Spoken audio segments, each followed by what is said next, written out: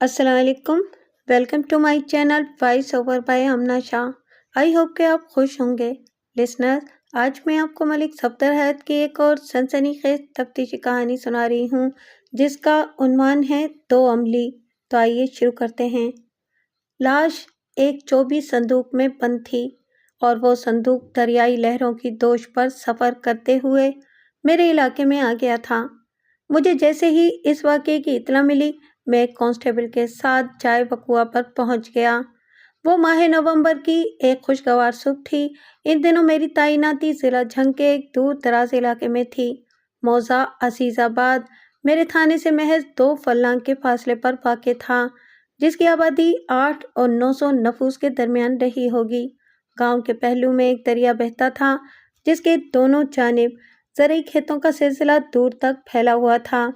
लाश बरदार 24 संदूक को दरिया में से निकालकर किनारे पर रख दिया गया था। संदूक का ढकना खुला हुआ था। मैंने संदूक के अंदर निगाह डाली तो वहां मुझे एक जवान की लाश रखी नजर आई। इसकी उम्र 24 और 25 के दरमियान रही होगी।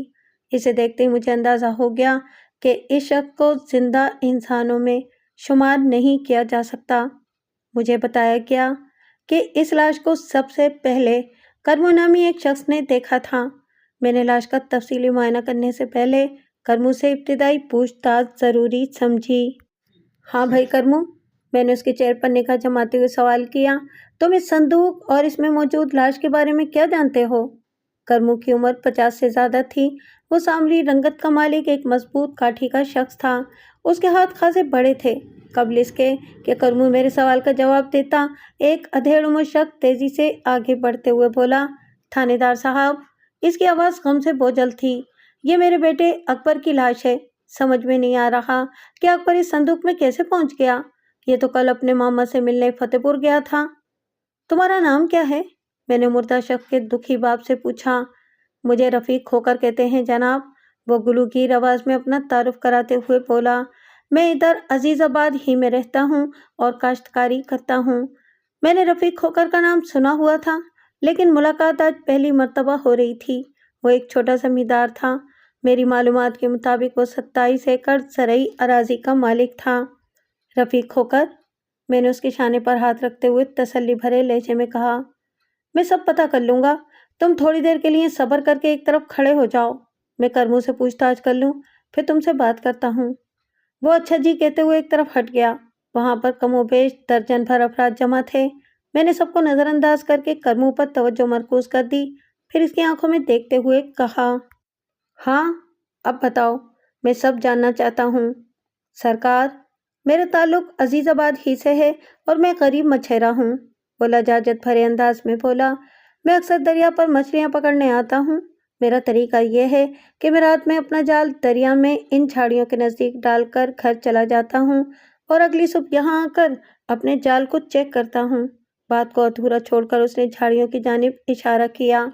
मज़कूरा झाड़ियाँ दरिया के किनारे के साथ साथ दिखाई दे रही थीं। वो इतनी घनी थीं कि इनका एक गुंजान आबाद हिस्सा चंद फीट तक दरिया के अंदर चला गया था, जिसके बायस पानी के बहाव में कटाव ऐसी कैफियत नमूदार हो गई थी। इन दिनों दरिया में अच्छा खासा पानी मौजूद था, लिहाजा मुतज़क्करा बाला कटाव वाज़ेह नज़र आ रहा था। तो आज सुबह तुमने अपने जाल को चेक करने के लिए जब यहाँ पहुँचे थे? मैंने करमू की जानिब देखते हुए टटोलने वाले अंदाज में कहा। फिर इसके बाद क्या हुआ? मैं जाल को खींचने के लिए जैसे ही दरिया में उतरा तो इस संदूक पर मेरी नज़र पड़ी। वो मज़कूरा संदूक को देखते हुए बताने लगा, मुझे ये बहुत अजीब सा लगा। आज से पहले ऐसा कभी नहीं हुआ था। संदूक झाड़ियों के साथ लगा हुआ था। मैंने पानी के अंदर उतरकर संदूक को अपनी जानिब खींचा तो इसमें हरकत पैदा हुई, यानी ये पानी की सतह पर तैरते हुए मेरी सिमत बढ़ने लगा। मैं जाल को समेटना भूल गया और इस संदूक को किसी तरह खींच खांच कर धकेल कर किनारे तक ले आया। फिर वो बोलते बोलते अचानक रुका तो मैंने सरसराती हुई आवाज़ में इस्तफसार किया, फिर क्या करमू चाचा? इस संदूक का ढकना बंद था, मगर इसकी कुंडी में कोई ताला वगैरह नहीं लगा हुआ था। वो अपनी बात को आगे बढ़ाते हुए बोला। संदूक को पानी से बाहर लाते हुए मुझे महसूस हो गया था कि इसके अंदर कोई वज़नी शय मौजूद है, लेकिन मैं बंद संदूक के अंदर इस शय के बारे में कोई अंदाज़ा ना लगा सका। جس کی وجہ سے مجھے خاصی بے چینی اور تجسس محسوس ہونے لگا۔ بس پھر میں نے اپنے دماغ کی تسکین کے لیے اس کا ڈھکنا اٹھا کر اندر جھانکا۔ بات ادھوری چھوڑ کر کرمو نے ایک چھرچری لی اور پھر لمحاتی توقف کے بعد سراسیمہ لہجے میں بتایا۔ صندوق کے اندر رفیع کھوکر کے بڑے بیٹے اکبر کھوکر کو بے ہوش پڑے دیکھ کر میرے دماغ کو ایک جھٹکا سا لگا اور میں نے چیخ چلا کر آس پاس کے کھیتوں میں کام کرنے والے لوگوں کو یہاں بلا لیا۔ ہم سب نے باری باری تیز آواز میں پکار کر اکبر کو جگانے کی کوشش کی، مگر یہ ٹس سے مس نہ ہوا۔ اس کی گہری اور پراسرار خاموشی نے ہمیں تشویش میں ڈال دیا۔ اس کے بعد کچھ لوگ اکبر کے گھر والوں کو بتانے چلے گئے اور 2 افراد نے آپ کو اطلاع دینے کے لیے تھانے کا رخ کیا۔ بس سرکار، میں اس سے زیادہ اور کچھ نہیں جانتا۔ ٹھیک ہے، کرمو کے خاموش ہونے پر میں نے معتدل انداز میں کہا، میں نے تمہاری بات سن لی اور اسے اپنے دماغ میں بھی بٹھا لیا ہے، لیکن تحریری بیان ریکارڈ کروانے کے لیے آج کسی وقت میرے پاس تھانے آنا ہوگا۔ سر کے بل آؤں گا مائی باپ، وہ فدویانہ لہجے میں بولا، آپ جب حکم کریں گے میں حاضر ہو جاؤں گا۔ چلو اب تم اپنے جال کے ساتھ مصروف ہو جاؤ، میں نے سرسری انداز میں کہا، یہ نہ ہو کہ یہاں کی صورتحال سے پریشان ہو کر تمہارے جال میں پھنسی ہوئی مچھلیاں واپس دریا کی موجوں میں شامل ہو جائیں۔ وہ میری بات کو سمجھ پایا یا نہیں، بہرحال اسبات میں گردن ہلانے کے بعد وہ دریا کے اندر اتر گیا۔ میں دوبارہ اس چوبی صندوق اور اس کے اندر رکھی ہوئی اکبر کھوکر کی لاش کی طرف متوجہ ہو گیا۔ وقوع پر پہنچنے کے بعد سے اب تک میں نے اکبر کھوکر کے بے حس و حرکت جسم کے لیے لاش کا لفظ استعمال کیا ہے۔ یہ میری پیشہ ورانہ مہارت اور سال ہر سال کے تجربے کا نتیجہ ہے کہ میں نے پہلی ہی نظر میں اس کی موت کا اندازہ لگا لیا تھا۔ تاہم اس تفتیشی عمل کو اندازوں سے آگے بڑھانا ضروری تھا، چنانچہ اس مقصد کے لیے میں نے صندوق میں موجود اکبر کے جسم کو باہر نکلوایا اور بغور اس کا جائزہ لینے لگا۔ اکبر کا جسم پوری طرح اکڑا ہوا تھا اور بدن کے کسی بھی حصے پر مجھے کوئی زخم یا اندرونی چوٹ کا نشان نظر نہ آیا۔ میں نے اس کی گردن کا بھی باریک بینی سے جائزہ لیا، وہاں بھی مجھے ایسے آثار دکھائی نہ دیے جس کی بنا پر یہ سوچا جاتا کہ کسی شقی القلب شخص نے گلا دبا کر اسے موت کے گھاٹ اتار دیا ہوگا۔ اکبر کھوکر کی موت کا درست وقت تو پوسٹ مارٹم کے بعد ہی معلوم ہو سکتا تھا، مگر اس کے جسم کی حالت اور اکڑاؤ کے پیش نظر میں پورے وثوق کے ساتھ کہہ سکتا تھا کہ اسے اس جہان فانی سے رخصت ہوئے کم از کم 12 گھنٹے اور زیادہ سے زیادہ ایک پورا دن گزر چکا تھا، اور سرے دست میں اس کی موت کے حوالے سے بھی 2 اندازے لگانے کی پوزیشن میں تھا۔ نمبر 1، اس کی موت کے پیچھے کسی سریع الاثر زہر کا ہاتھ تھا، کیونکہ میں نے اس کی جلد کی رنگت میں ایک مخصوص تبدیلی نوٹ کی تھی، اور نمبر 2، وہ طبعی موت مرا تھا۔ اکبر کھوکر کی موت طبعی تھی یا کسی دشمن نے اسے موت کے منہ میں دھکیل دیا تھا، یہ راز زیادہ دیر تک مجھ سے چھپا نہیں رہ سکتا تھا۔ فی الحال ایک چوبی صندوق کے اندر سے اس کی لاش کا برآمد ہونا مجھے کئی زاویوں پر سوچنے کے لیے مجبور کر رہا تھا۔ یہ سب جس نے بھی کیا تھا، اس تک پہنچنا بہت ضروری تھا، اس کے بعد ہی اس کیس کو حل کیا جا سکتا تھا۔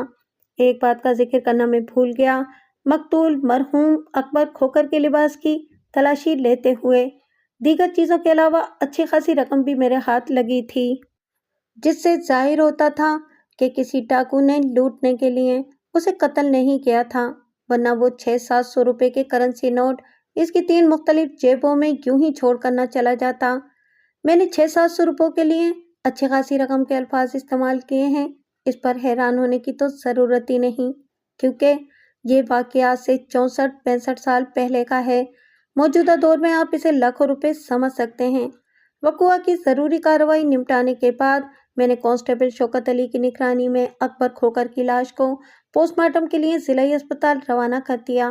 اس کے بعد میں نے وہاں موجود افراد میں سے چند ایک کو اپنے سوالات سے گزار کر یہ جاننے کی کوشش کی کہ شاید وہ کچھ ایسا بتا سکیں جس سے اس پراسرار واقعے پر روشنی پڑ سکے، مگر ان میں سے کوئی بھی کرمو مچھیرے سے زیادہ نہیں جانتا تھا۔ وہ سب تو کرمو کی پکار پر ہی وہاں پہنچے تھے۔ جس صندوق کے اندر سے اکبر کھوکر کی لاش برآمد ہوئی تھی، اس کی لمبائی 6 فٹ، چوڑائی 2 فٹ اور گہرائی 1.5 فٹ تھی۔ ایسا محسوس ہوتا تھا وہ صندوق خاص طور پر اسی مقصد کے لیے تیار کیا گیا تھا۔ صندوق دریا کے کنارے جس مقام پر جھاڑیوں میں پھنسا ہوا پایا گیا تھا، وہ علاقہ موضع عزیز آباد کا تھا۔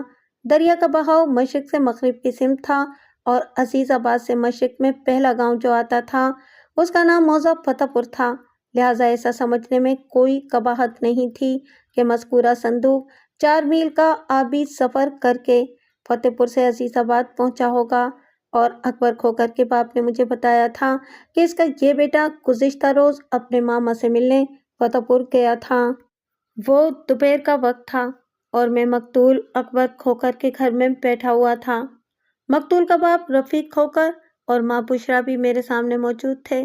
ان کا چھوٹا بیٹا اصغر کھوکر نظر نہیں آ رہا تھا۔ چاہے واردات پہ مجھے اچھی خاصی دیر ہو گئی تھی، اس لیے میں رفیق کے ہمراہ اس کے گھر آ گیا تھا۔ یہ بتانے کی ضرورت نہیں کہ وہ دونوں میاں بیوی اپنے جوان بیٹے کی حسرتناک موت پر بے حد غمزدہ تھے۔ رفیق، تم نے ادھر دریا کے کنارے مجھے بتایا تھا کہ اکبر کل فتح پور اپنے ماما سے ملنے گیا تھا۔ میں نے دھیمے لہجے میں پوچھ تاچھ کا آغاز کرتے ہوئے کہا، وہ کتنے بجے گھر سے نکلا تھا؟ فتح پور میں بشرا کا بڑا بھائی ملک خدا بخش رہتا ہے، اس نے جواب دیا۔ اکبر کل صبح 8 بجے گھر سے نکلا تھا۔ وہ مہینے میں 1-2 بار ادھر کا چکر لگاتا رہتا ہے۔ میں اپنے بھائی کی بیٹی فرزانہ سے اکبر کی شادی کے بارے میں سوچ رہی ہوں، بشرا نے کہا۔ رشتے کی بات تو چل رہی ہے مگر بھابھی شبنم نے روک لگا رکھی ہے، اس لیے معاملہ ابھی تک کسی نتیجے پر نہیں پہنچ سکا۔ میں اپنے بھائی کو اچھی طرح جانتی ہوں، وہ اکبر سے بہت محبت کرتا ہے۔ ایک نہ ایک دن شبنم کو گھٹنے ٹیکنے ہی پڑیں گے۔ کیا اکبر نے اپنی واپسی کے بارے میں کچھ بتایا تھا؟ میں نے پوچھا۔ جی تھانے دار صاحب، رفیق اسبات میں گردن ہلاتے ہوئے بولا۔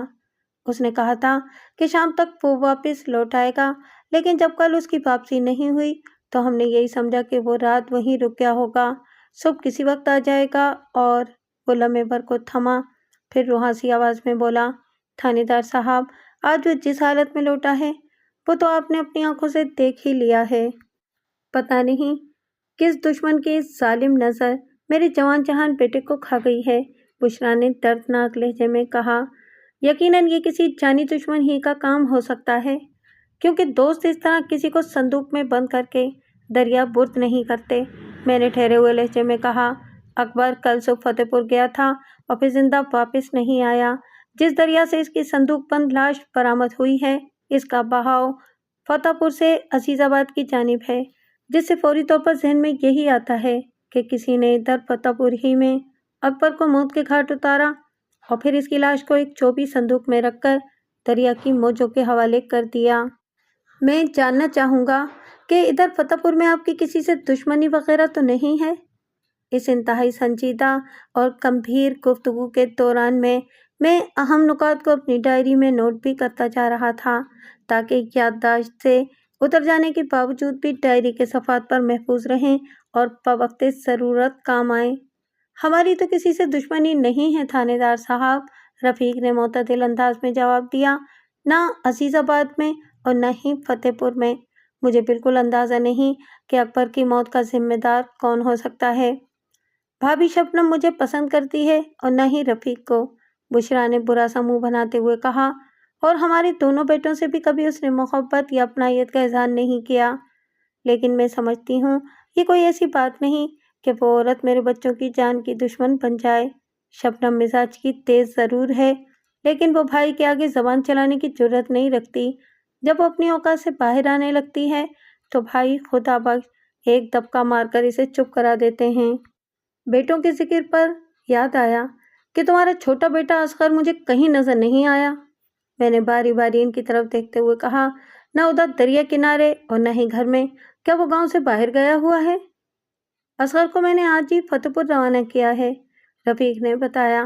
جب مجھے پتا چلا کہ دریا میں سے اکبر کی لاش ملی ہے تو ہم دونوں باپ بیٹا دریا کی طرف گئے تھے، اور آپ کی آمد سے قبل میں نے اصغر کو فتح پور بھیج دیا تاکہ وہ پتہ چلائے کہ وہاں اکبر کے ساتھ کیا واقعہ پیش آیا ہے۔ فتح پور اور عزیز آباد میں لگ بھگ 4 میل کی مسافت ہے، میں نے پرسوچ انداز میں کہا۔ پیدل سفر کرنے والا کوئی بھی بندہ 1 گھنٹے میں یہ فاصلہ طے کر سکتا ہے۔ اس حساب سے اصغر کو شام سے پہلے وہاں کی مکمل جانکاری لے کر واپس آ جانا چاہیے۔ اب ٹھیک کہہ رہے ہیں تھانے دار صاحب، रफ़ीक होकर ने तायदी अंदाज में गर्दन हिलाते हुए कहा। मैंने असगर को ताकीद की है कि जितनी जल्दी मुमकिन हो वो वापस आकर मुझे बताए कि वहाँ अकबर पर क्या बीती है। मेरा दिल बहुत घबरा रहा है, बुशरा ने भीगी हुई आवाज़ में कहा। अकबर तो हमें हमेशा के लिए छोड़कर चला गया है, कहीं असगर के साथ भी कुछ ऐसा वैसा ना हो जाए। 3-4 माह के बाद तो इसकी शादी भी तय थी। खुद को संभालो बुशरा, रफ़ीक ने तसल्ली भरे अंदाज में कहा। अल्लाह खैर करेगा, असगर को कुछ नहीं होगा, वो थोड़ी देर में फतेहपुर से वापस आ जाएगा। अगर तुम इसी तरह बार बार रोती रही तो मैं भी हौसला हार जाऊंगा। बात के इख्तिताम पर रफ़ीक की आवाज़ में नमी उतर आई थी।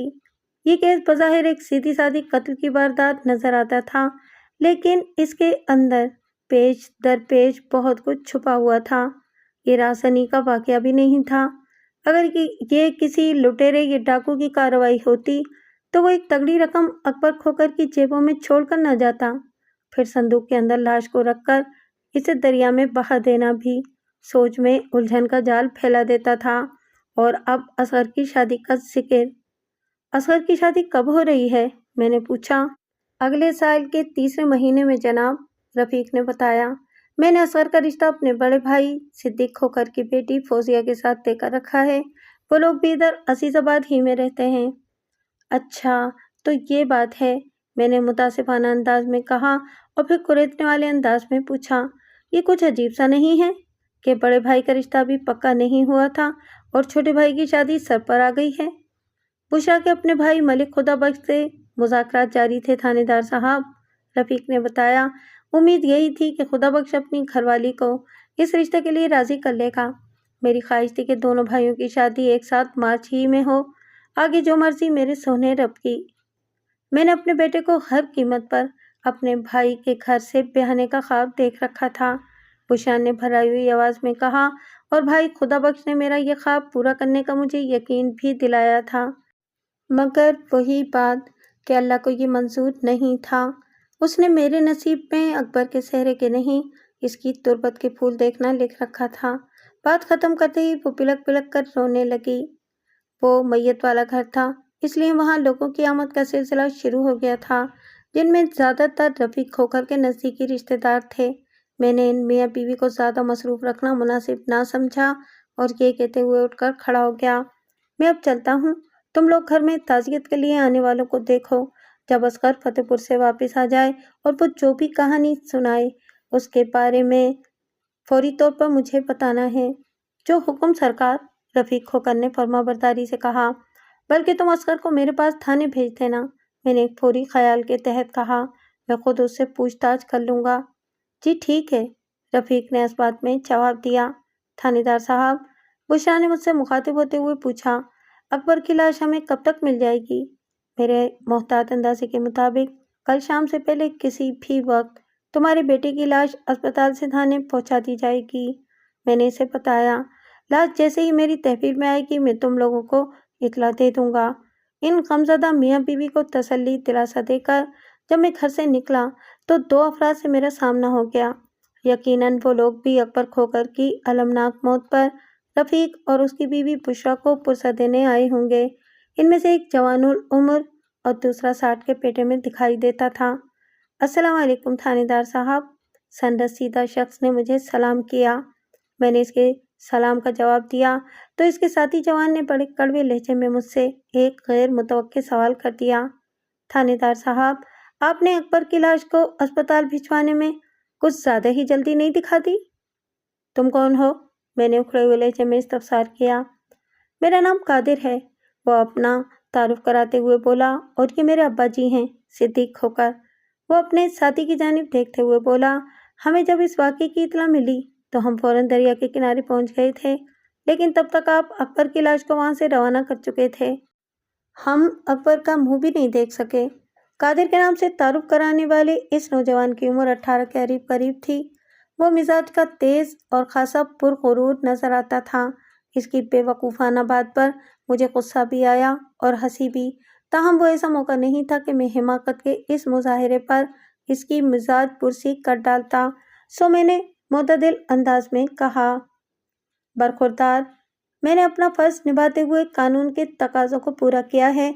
میں تم سے وعدہ کرتا ہوں کہ کل کسی وقت تمہیں اکبر کھوکر کا منہ دیکھنے کا پورا موقع ملے گا، کیونکہ لمحاتی توقف کر کے میں نے ایک آسودہ سانس خارج کی اور پھر ان الفاظ میں اضافہ کر دیا، کیونکہ میں نے اکبر کھوکر کی لاش کو تدفین کے لیے قبرستان نہیں بلکہ پوسٹ مارٹم کے لیے سرکاری اسپتال بھیجا ہے، جہاں سے وہ کل میرے تھانے واپس آ جائے گا۔ قاتل لاجواب سا ہو کر مجھے تکنے لگا۔ میں نے اس کا شانہ تھپ تھپایا اور آگے بڑھ گیا۔ وہ دونوں باپ بیٹا گھر میں داخل ہو گئے، رفیق کھوکر اور اس کی بیوی بشرا سے۔ بات چیت کے دوران میں مجھے یہ تو معلوم ہو چکا تھا کہ انہوں نے اپنے چھوٹے بیٹے اصغر کا رشتہ صدیق کھوکر کی بیٹی فوزیہ سے طے کر رکھا تھا اور آئندہ سال مارچ میں ان کی شادی ہونے والی تھی، لیکن بدقسمت اکبر کا معاملہ کھٹائی میں بلکہ اندھی کھائی میں جا گرا تھا۔ پتہ نہیں اس میں اکبر کی ممانی شبنم کی کوئی بدخواہی تھی یا اس کے نصیب میں کاتب تقدیر نے کمارا مرنا ہی لکھا ہوا تھا۔ میں صدیق اکبر اور اس کی فیملی کے بارے میں کچھ بھی نہیں جانتا تھا، لیکن رفیق کھوکر کے گھر سے نکلتے ہوئے صدیق کھوکر اور اس کے جواں سال بیٹے قادر سے جو میری مختصر سی ملاقات ہوئی تھی، اس نے مجھے بتا دیا تھا کہ قادر ایک نامعقول اور قصیلا لڑکا تھا، جبکہ صدیق کھوکر اولاد سے دبنے والا ایک مجبور باپ۔ آج 12 نومبر جمعرات کا دن تھا۔ میرے محتاط اندازے کے مطابق اکبر کھوکر کی موت گزشتہ روز کسی وقت واقع ہوئی تھی۔ اکبر کی لاش نے مجھے کئی زاویوں سے الجھن میں ڈال رکھا تھا اور میں تھانے میں بیٹھا مسلسل اسی کے بارے میں سوچ رہا تھا۔ شام سے تھوڑی دیر پہلے کانسٹیبل اکرام شاہ نے آ کر مجھے اطلاع دی کہ اکبر کا چھوٹا بھائی اصغر مجھ سے ملنے آیا ہے۔ اکرام شاہ کا تعلق موضع عزیز آباد سے تھا، اسی لیے وہ وہاں کے تمام بسنیکوں کو اچھی طرح سے جانتا تھا۔ اسے فوراً میرے پاس بھیجو، میں نے کانسٹیبل سے کہا۔ دن میں جب میں مقتول کے گھر میں بیٹھا اس کے والدین سے بات چیت کر رہا تھا تو رفیق کھوکر نے مجھے بتایا تھا کہ اس نے اپنے چھوٹے بیٹے اصغر کھوکر کو معلومات حاصل کرنے فتح پور بھیجا ہوا ہے۔ میں نے اسے اصغر کو تھانے بھیجنے کے لیے کہہ دیا تھا اور اب اصغر مجھ سے ملنے آ گیا تھا۔ اصغر کھوکر کی عمر 22 سال رہی ہوگی۔ وہ ایک دراز قامت اور متناسب البدن نوجوان تھا۔ وہ میرے سامنے آ کر کھڑا ہوا تو میں نے اسے کرسی پر بیٹھنے کے لیے کہا۔ تھانے دار صاحب، مجھے سلام کرنے کے بعد اس نے کہا، ابا جی نے مجھ سے کہا کہ آپ سے جا کر ملوں، میں اسی لیے تھانے آیا ہوں۔ اس کی آواز سے گہرے رنج و غم کا اظہار ہوتا تھا۔ اس کے بڑے بھائی کی موت واقع ہو چکی تھی، ظاہر ہے ان حالات میں اسے رنجیدہ اور دکھی ہی ہونا چاہیے تھا۔ اصغر، مجھے تمہارے بھائی کے ساتھ پیش آنے والے حادثے کا سخت افسوس ہے، میں نے ہمدردی بھرے لہجے میں کہا۔ یہ میرا تم سے وعدہ ہے کہ جب تک میں اکبر کھوکر کے قاتل کو کڑی سے کڑی سزا نہ دلوا دوں چین سے نہیں بیٹھوں گا۔ بہت شکریہ تھانے دار صاحب، وہ بجھے ہوئے لہجے میں بولا، لیکن سزا دلوانے سے پہلے آپ کو اسے پکڑنا ہوگا اور فی الحال تو آپ اس کمینے شخص کے بارے میں کچھ بھی نہیں جانتے۔ میں غلط تو نہیں کہہ رہا ہوں نا؟ نہیں، تم بڑی حد تک ٹھیک کہہ رہے ہو اصغر، میں نے نرم لہجے میں کہا، لیکن میری یہ بے خبری زیادہ عرصے تک نہیں رہے گی۔ میں بہت جلد اکبر کے قاتل کی گردن دبوچنے میں کامیاب ہو جاؤں گا اور اس نیک مقصد کو حاصل کرنے میں تم میری مدد کرو گے۔ میں وہ چونکی ہوئی نظر سے مجھے تکنے لگا۔ جس 24 صندوق میں سے تمہارے بھائی کی لاش برآمد ہوئی ہے وہ فتح پور سے دریا کے پانی میں بہتا ہوا عزیز آباد پہنچا ہے۔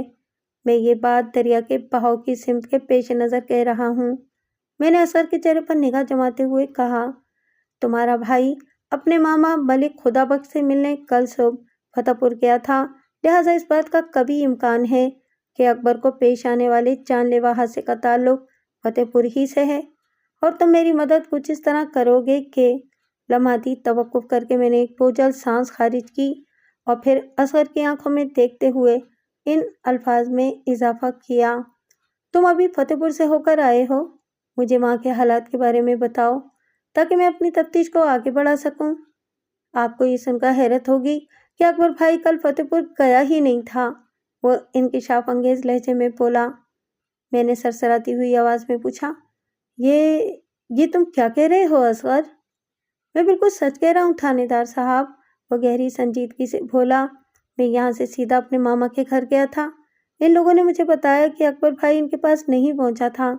فتح پور میں کسی اور شخص نے بھی کل اکبر کو نہیں دیکھا۔ اکبر کی موت کی خبر سن کر ماما کے گھر میں تو کوہرام مچ گیا تھا۔ میں تو کچھ سمجھ میں نہیں آ رہا کہ اکبر بھائی کے ساتھ آخر ہوا کیا ہے۔ تم نے جو کچھ بتایا ہے اس نے صورتحال کو پہلے سے کہیں زیادہ پیچیدہ اور گمبھیر بنا دیا ہے اصغر، میں نے تشویش بھرے لہجے میں کہا۔ اکبر کل صبح فتح پور جانے کے لیے اپنے گھر سے روانہ ہوا تھا، لیکن تمہارے یعنی کہ ملک خدا بخش کے بیان کے مطابق وہ ان کے پاس نہیں پہنچا۔ پھر آج صبح عزیز آباد کی حدود میں اس کی اکڑی ہوئی لاش ایک چوبی صندوق کے اندر بند دریا کے پانی میں جھاڑیوں میں پھنسی ملتی ہے۔ سوال یہ پیدا ہوتا ہے کہ تمہارے بھائی کی موت کا ذمہ دار کون ہے؟ اسے کب اور کہاں پناہ کے گھاٹ اتارا گیا اور صندوق میں اس کی لاش کو بند کرنے سے قاتل کا مقصد کیا تھا؟ ان تمام سوالات کی جوابات آپ کو تلاش کرنا ہے تھانے دار صاحب، وہ بھرائی ہوئی آواز میں بولا۔ میرا دماغ تو بالکل کام نہیں کر رہا۔ میں تمہاری ذہنی کیفیت کو اچھی طرح سمجھ رہا ہوں اصغر، میں نے رسانیت بھرے لہجے میں کہا۔ ابھی تم گھر جاؤ اور اس نقطے پر مسلسل غور کرتے رہو کہ اکبر کا ایسا کون سا دشمن تھا جس نے اس کی زندگی کا چراغ ہی گل کر دیا۔ تم کل دن میں کسی وقت میرے پاس آؤ، پھر ہم اس موضوع پر دوبارہ بات کریں گے۔ ٹھیک ہے جناب، وہ ممنونیت بھرے لہجے میں بولا۔ اس وقت تو میں خود کو بات کرنے کے قابل بھی نہیں پا رہا ہوں۔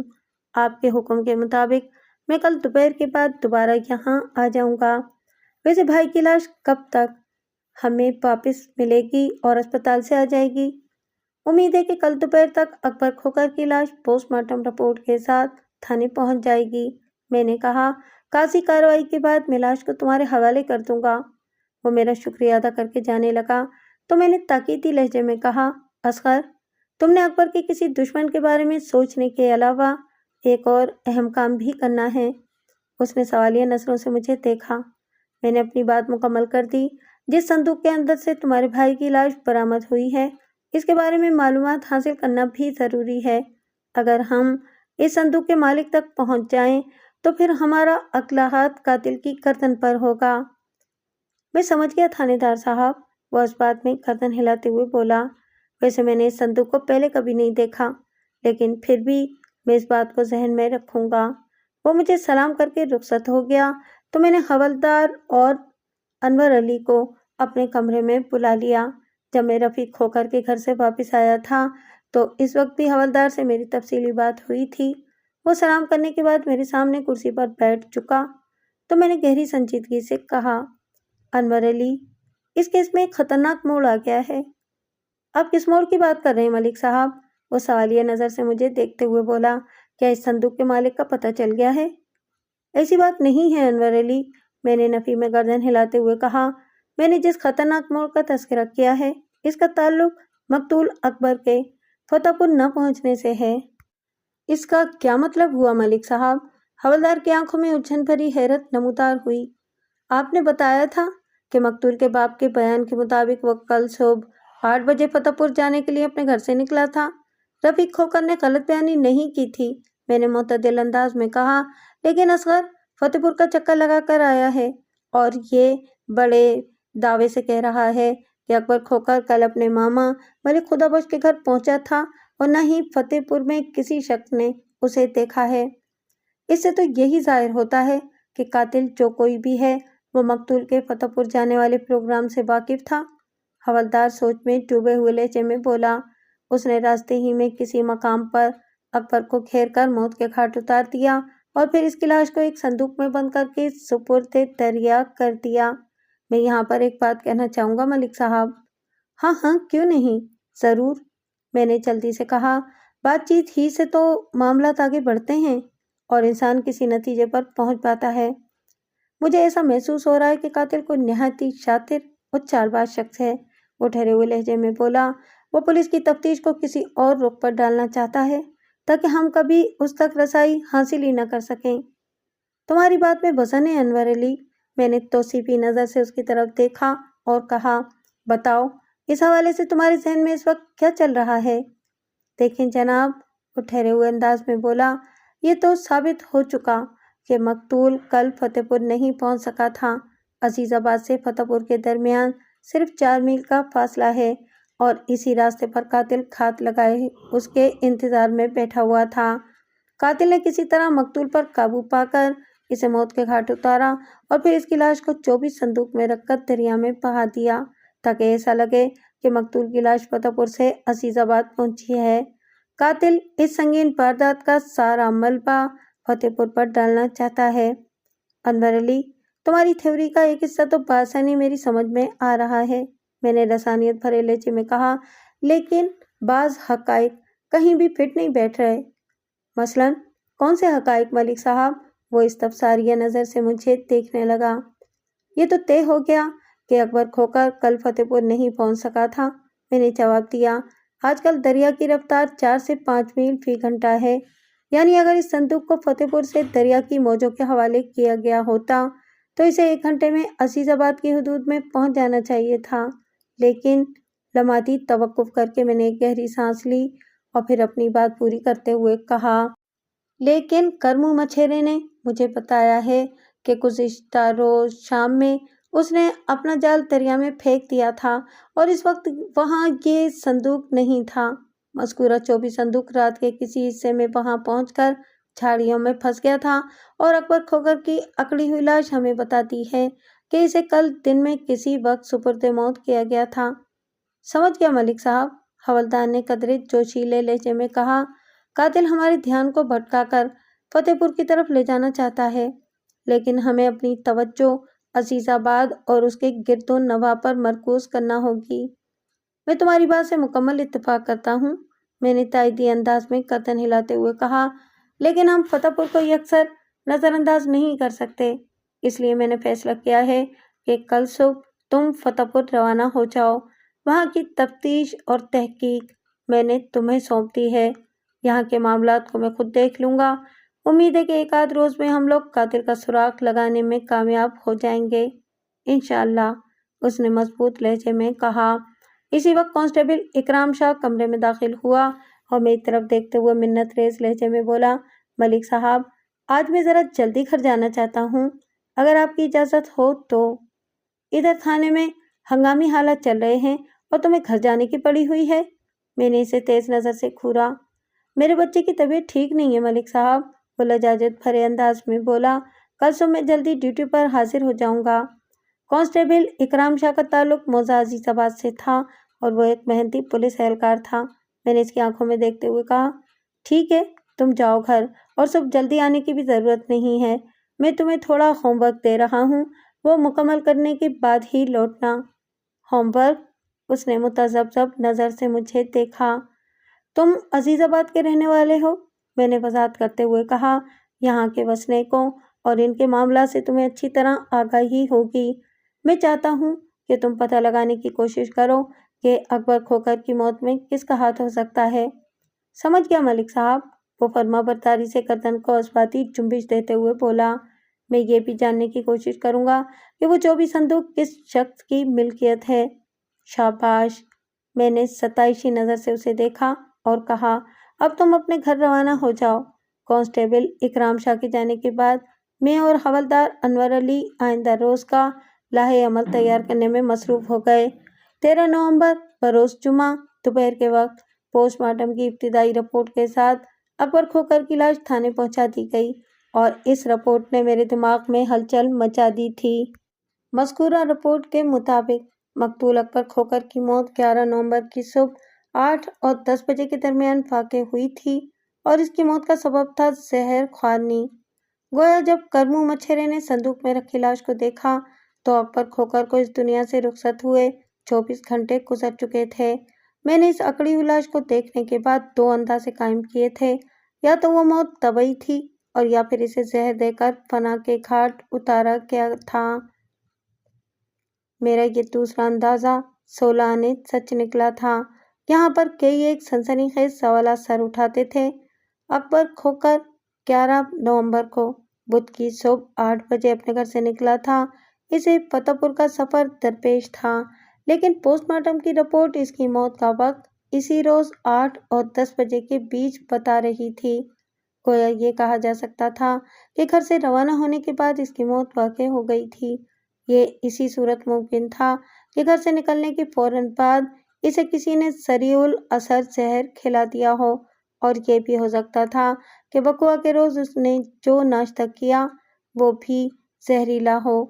اس بات کو چیک کیا جا سکتا تھا کہ ناشتے میں کھائی جانے والی خوراک نارمل تھی یا زہر آلود، اور اگر اسے گھر سے نکلنے کے بعد زہر دیا گیا تھا تو پھر یہ سوچنے کی بات تھی کہ اس کی جان کا دشمن کون تھا۔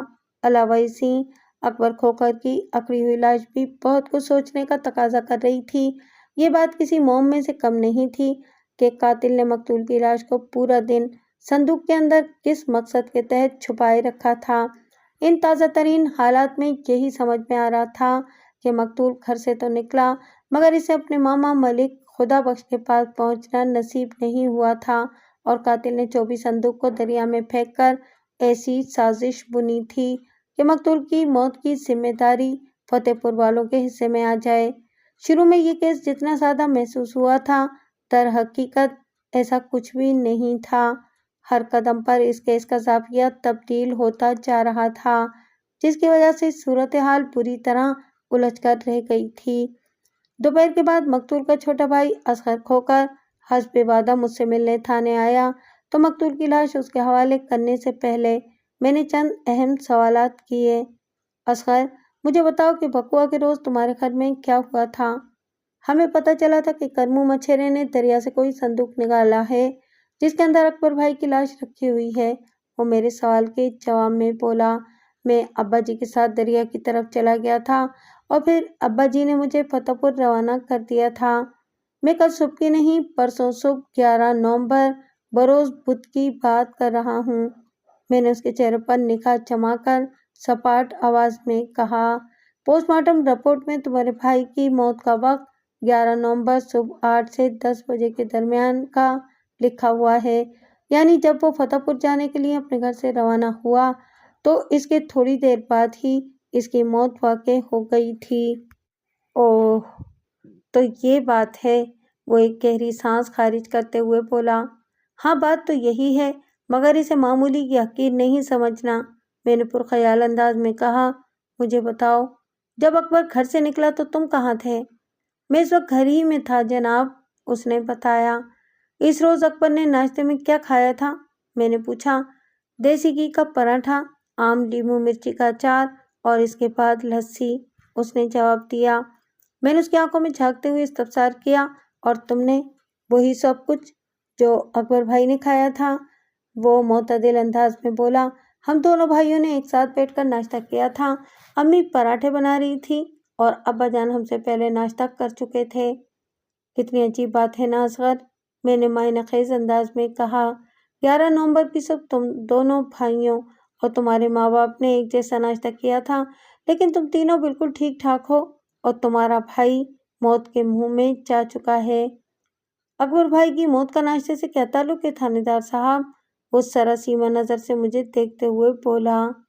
بہت گہرا اور خطرناک تعلق ہے اصغر کھوکر، میں نے ایک ایک لفظ پر زور دیتے ہوئے کہا۔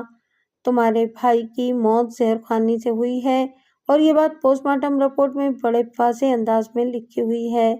اوہ، وہ ایک بوجھل سانس خارج کر کے رہ گیا۔ مقتول کے معدے کے تجزیے سے بھی یہی پتہ چلا ہے کہ تمہارے بھائی کی موت کا سبب ایک مہلک زہر ہی ہے، میں نے بدستور اس کی آنکھوں میں جھانکتے ہوئے کہا۔ اگر یہ بات سچ ہے تو پھر میں یقین کے ساتھ کہہ سکتا ہوں کہ گھر سے روانہ ہونے کے بعد کسی نے بھائی کو کوئی زہریلی چیز کھلائی ہوگی، وہ پرسوچ انداز میں بولا۔ کیونکہ اگر اس روز والا ناشتہ زہریلا ہوتا تو اس وقت ہم چاروں میں سے کوئی ایک بھی زندہ نہ ہوتا۔ منطقی طور پر تو تمہاری بات درست ہے اصغر، میں نے ٹھہرے ہوئے لہجے میں کہا، لیکن میری کھوپڑی میں ایک پولیس افسر کا ذہن ہے جو سامنے نظر آنے والی حقیقت اور اس کے پیچھے جھلکتی منطق کو بھی بعض اوقات نظر انداز کرنے پر مجبور ہو جاتا ہے۔ ایسی صورت میں ہم لوگ بالکل انوکھے انداز میں سوچتے ہیں اور بالآخر کسی نتیجے پر پہنچ ہی جاتے ہیں۔ یہ جان کر تمہیں حیرت ہوگی کہ اگر ہم نے کسی گمشدہ گھوڑے کو تلاش کرنا ہو تو خود بھی گھوڑا بن جاتے ہیں۔ آپ کی یہ بات میری سمجھ میں نہیں آئی تھانے دار صاحب، وہ الجھن زدہ لہجے میں بولا۔ کوئی انسان بھلا گھوڑا کیسے بن سکتا ہے؟ سوچ کی حد تک تو ضرور بن سکتا ہے، میں نے معتدل انداز میں کہا۔ ہم لاپتہ گھوڑے کا سراغ لگانے کے لیے کسی گھوڑے کی طرح سوچتے ہیں کہ ہمیں اس صورتحال میں کہاں ہونا چاہیے۔ پھر حالات و واقعات اور حاصل معلومات کی روشنی میں ہم چل پڑتے ہیں اور بہت جلد ہم اس جگہ پر پہنچ جاتے ہیں جہاں وہ گمشدہ گھوڑا موجود ہوتا ہے۔ تھانے دار صاحب، وہ بیزاری سے بولا، آپ کی تفتیش کے اس انوکھے طریقے کو سمجھنا میرے بس کی بات نہیں۔ اگر آپ کی اجازت ہو تو میں اکبر بھائی کی لاش کو گھر لے جاؤں۔ ضرور لے جاؤ، میں نے کہا، اور اس کی تجہیز و تکفین کا اچھے سے بندوبست کرو۔ اس کے ساتھ ہی رفیق کھوکر کے کان میں اکبر کی موت کا سبب بھی ڈال دینا۔ میں کل کسی وقت تمہارے ماں باپ سے ملنے گھر آؤں گا۔ اس نے میری ہدایات پر عمل کرنے کا یقین دلایا اور میرا شکریہ ادا کرنے کے بعد اپنے بھائی کی لاش کے ساتھ تھانے سے رخصت ہو گیا۔ وہ جمعے کا دن تھا، لہٰذا میں نماز کی تیاری میں مصروف ہو گیا۔ نماز کے بعد میں جیسے ہی دوپہر کے کھانے سے فارغ ہوا، کانسٹیبل اکرام شاہ میرے پاس آ گیا۔ میں نے اس پر نگاہ پڑتے ہی استفسار کیا، شاہ جی، عزیز آباد سے کیا خبریں لائے ہو؟ اس منحوس صندوق کے بارے میں تو کسی کو کچھ بھی پتہ نہیں۔ وہ مایوسی سے نفی میں گردن ہلاتے ہوئے بولا، ادھر دریا کے کنارے گاؤں کے کئی افراد نے اس صندوق کو دیکھا تھا۔ باقی میں نے گاؤں کے اندر بھی لگ بھگ 2 درجن لوگوں سے پوچھ تاچھ کی ہے، مگر ہر طرف سے ایک ہی جواب آیا ہے کہ ایسا صندوق پہلے کسی نے نہیں دیکھا۔ اب یہی سمجھ میں آ رہا ہے کہ یہ صندوق عزیز آباد کے کسی وسنیک کی ملکیت نہیں، ورنہ کوئی ایک تو اس سے اپنی شناسائی ظاہر کرتا۔ اس کے علاوہ اور کوئی خاص بات پتہ چلی؟ میں نے سوالیہ نظر سے کانسٹیبل کی طرف دیکھا، جس سے اس کیس کو حل کرنے میں مدد مل سکے۔ ایک بات ہے تو صحیح، وہ متذبذب انداز میں بولا، مگر میں وثوق کے ساتھ نہیں کہہ سکتا کہ اس کا ہمارے موجودہ کیس سے کوئی واسطہ ہے یا نہیں۔ تعلق اور واسطے میں خود نکال لوں گا شاہ جی، میں نے ٹھوس انداز میں کہا۔ تم مجھے اپنی کہانی بتاؤ۔ مجھے پتہ چلا ہے کہ کل رات دونوں بھائیوں میں اچھی خاصی تلخ کلامی ہو گئی تھی، کانسٹیبل نے بتایا۔ میرا مطلب ہے کہ رفیق اور صدیق کھوکر کے درمیان۔ جب کل میں رفیق کھوکر کے گھر سے نکلا تو میں نے صدیق کھوکر اور اس کے بیٹے قادر کھوکر کو دیکھا تھا۔ میں نے کہا، میری ان سے مختصر ہی بات چیت بھی ہوئی تھی۔ صدیق تو مجھے سیدھا سادہ ہی لگا، لیکن قادر کے مزاج اور اطوار میں کئی ایک ٹیڑھے ہیں جو دور ہی سے نظر آ جاتی ہیں۔ قادر ایک بگڑا ہوا نوجوان ہے ملک صاحب، اکرام شاہ برا سا منہ بناتے ہوئے بولا۔ اس سے بڑی 2 بہنیں عالیہ اور فوزیہ ہیں۔ صدیق کھوکر کو اولاد نرینہ کی بڑی خواہش تھی، چنانچہ جب 2 بہنوں کے بعد قادر پیدا ہوا تو اس کے باپ کی خوشی کی کوئی انتہا نہ رہی۔ بیٹے کی پرورش کرنے کے دوران میں باپ اس کی تربیت کرنے سے غافل ہو گیا اور اس غفلت کی وجہ سے قادر بگڑتا چلا گیا۔ صدیق کھوکر قادر کی ہر جائز و ناجائز بات مانتا چلا گیا، جس کی وجہ سے وہ ضدی، خودسر اور منمانی کرنے والا بن گیا۔ جب آپ کو ہوش آیا تو پانی سر کے اوپر سے گزرنے لگا تھا، لہٰذا اب وہ قادر کے سامنے بے بس اور لاچار نظر آتا ہے۔ ہاں، میں نے بھی کچھ ایسا ہی محسوس کیا ہے، اس کی طویل وضاحت کے بعد میں نے کہا۔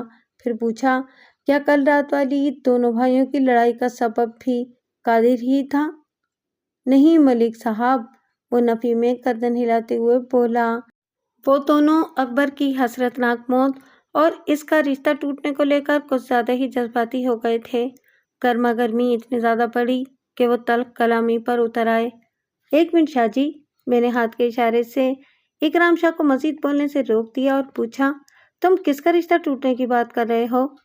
مقتول اکبر کھوکر کا رشتہ ملک صاحب، مگر مجھے تو رفیق کھوکر نے بتایا تھا کہ اس نے اپنے چھوٹے بیٹے اصغر کا رشتہ صدیق کھوکر کی چھوٹی بیٹی فوزیہ سے طے کر رکھا ہے اور اگلے سال کے تیسرے مہینے میں ان کی شادی ہونے والی ہے، میں نے معتدل انداز میں کہا۔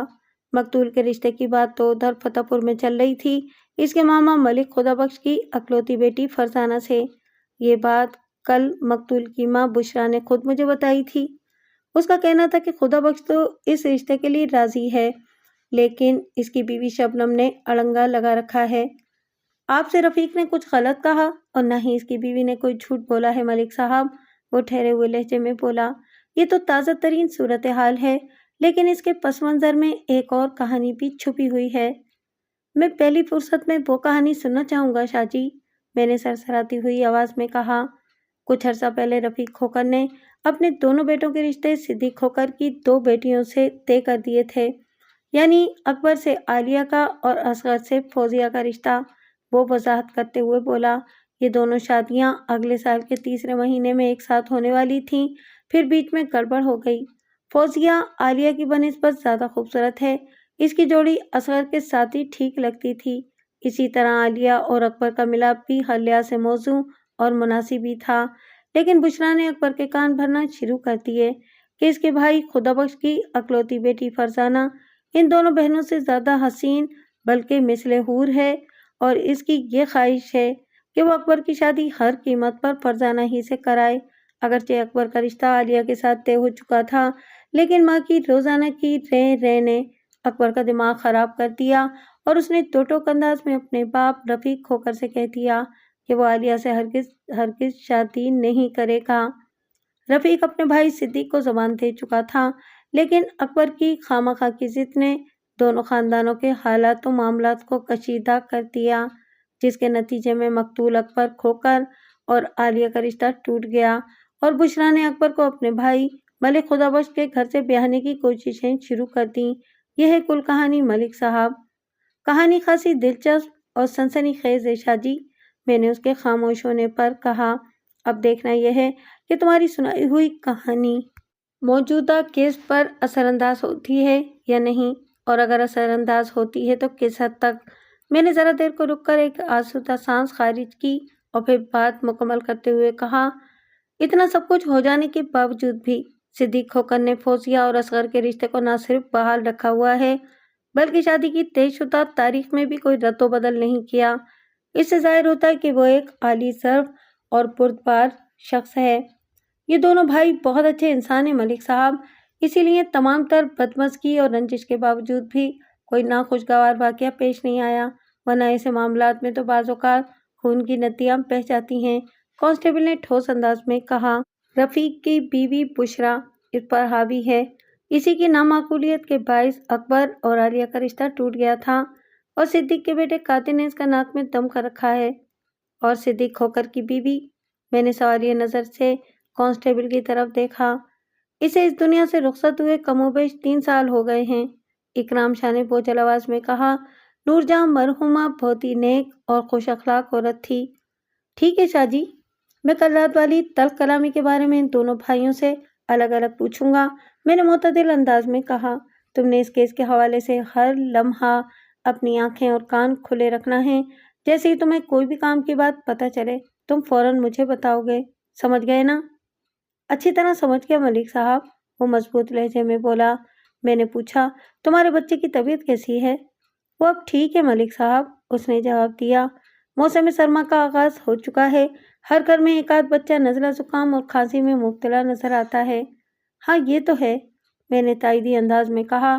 آتی ہوئی سردیاں کسی زہریلی وبا سے کم نہیں ہوتیں، اور جاتی ہوئی سردیاں گھی شکر کی طرح کام کرتی ہیں۔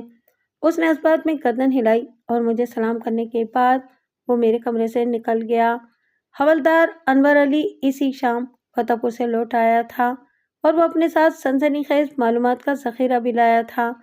میں اسی وقت تھانے سے اٹھنے ہی والا تھا، مگر انور علی کی آمد نے مجھے مزید 1 گھنٹے تک اپنے کمرے میں بیٹھنے پر مجبور کر دیا تھا۔ ملک صاحب، وہ مجھ سے مخاطب ہوتے ہوئے گہری سنجیدگی سے بولا، اس امر کی تصدیق ہو گئی ہے کہ مقتول اکبر کھوکر 11 نومبر کو فتح پور نہیں پہنچا تھا۔ اس میں تو کچھ بھی نیا نہیں ہے، میں نے بیزاری سے کہا۔ اصغر کھوکر مجھے اس بارے میں سب کچھ بتا چکا ہے۔ نیا؟ وہ انکشاف انگیز لہجے میں بولا، میں نے اس پراسرار صندوق کا سراغ لگا لیا ہے جس کے اندر مقتول اکبر کی لاش برآمد ہوئی تھی۔ اوہ! میں نے گہری سانس خارج کی اور اضطراری انداز میں پوچھا، اس حوالے سے کیا تفصیلات ہیں؟ وہ صندوق نذیر حسین نامی ایک شخص کی ملکیت ہے، وہ وضاحت کرتے ہوئے بولا۔ نذیر حسین فتح پور ہی کا وسنیک ہے، اور پیشے کے اعتبار سے وہ ایک ترکھان ہے۔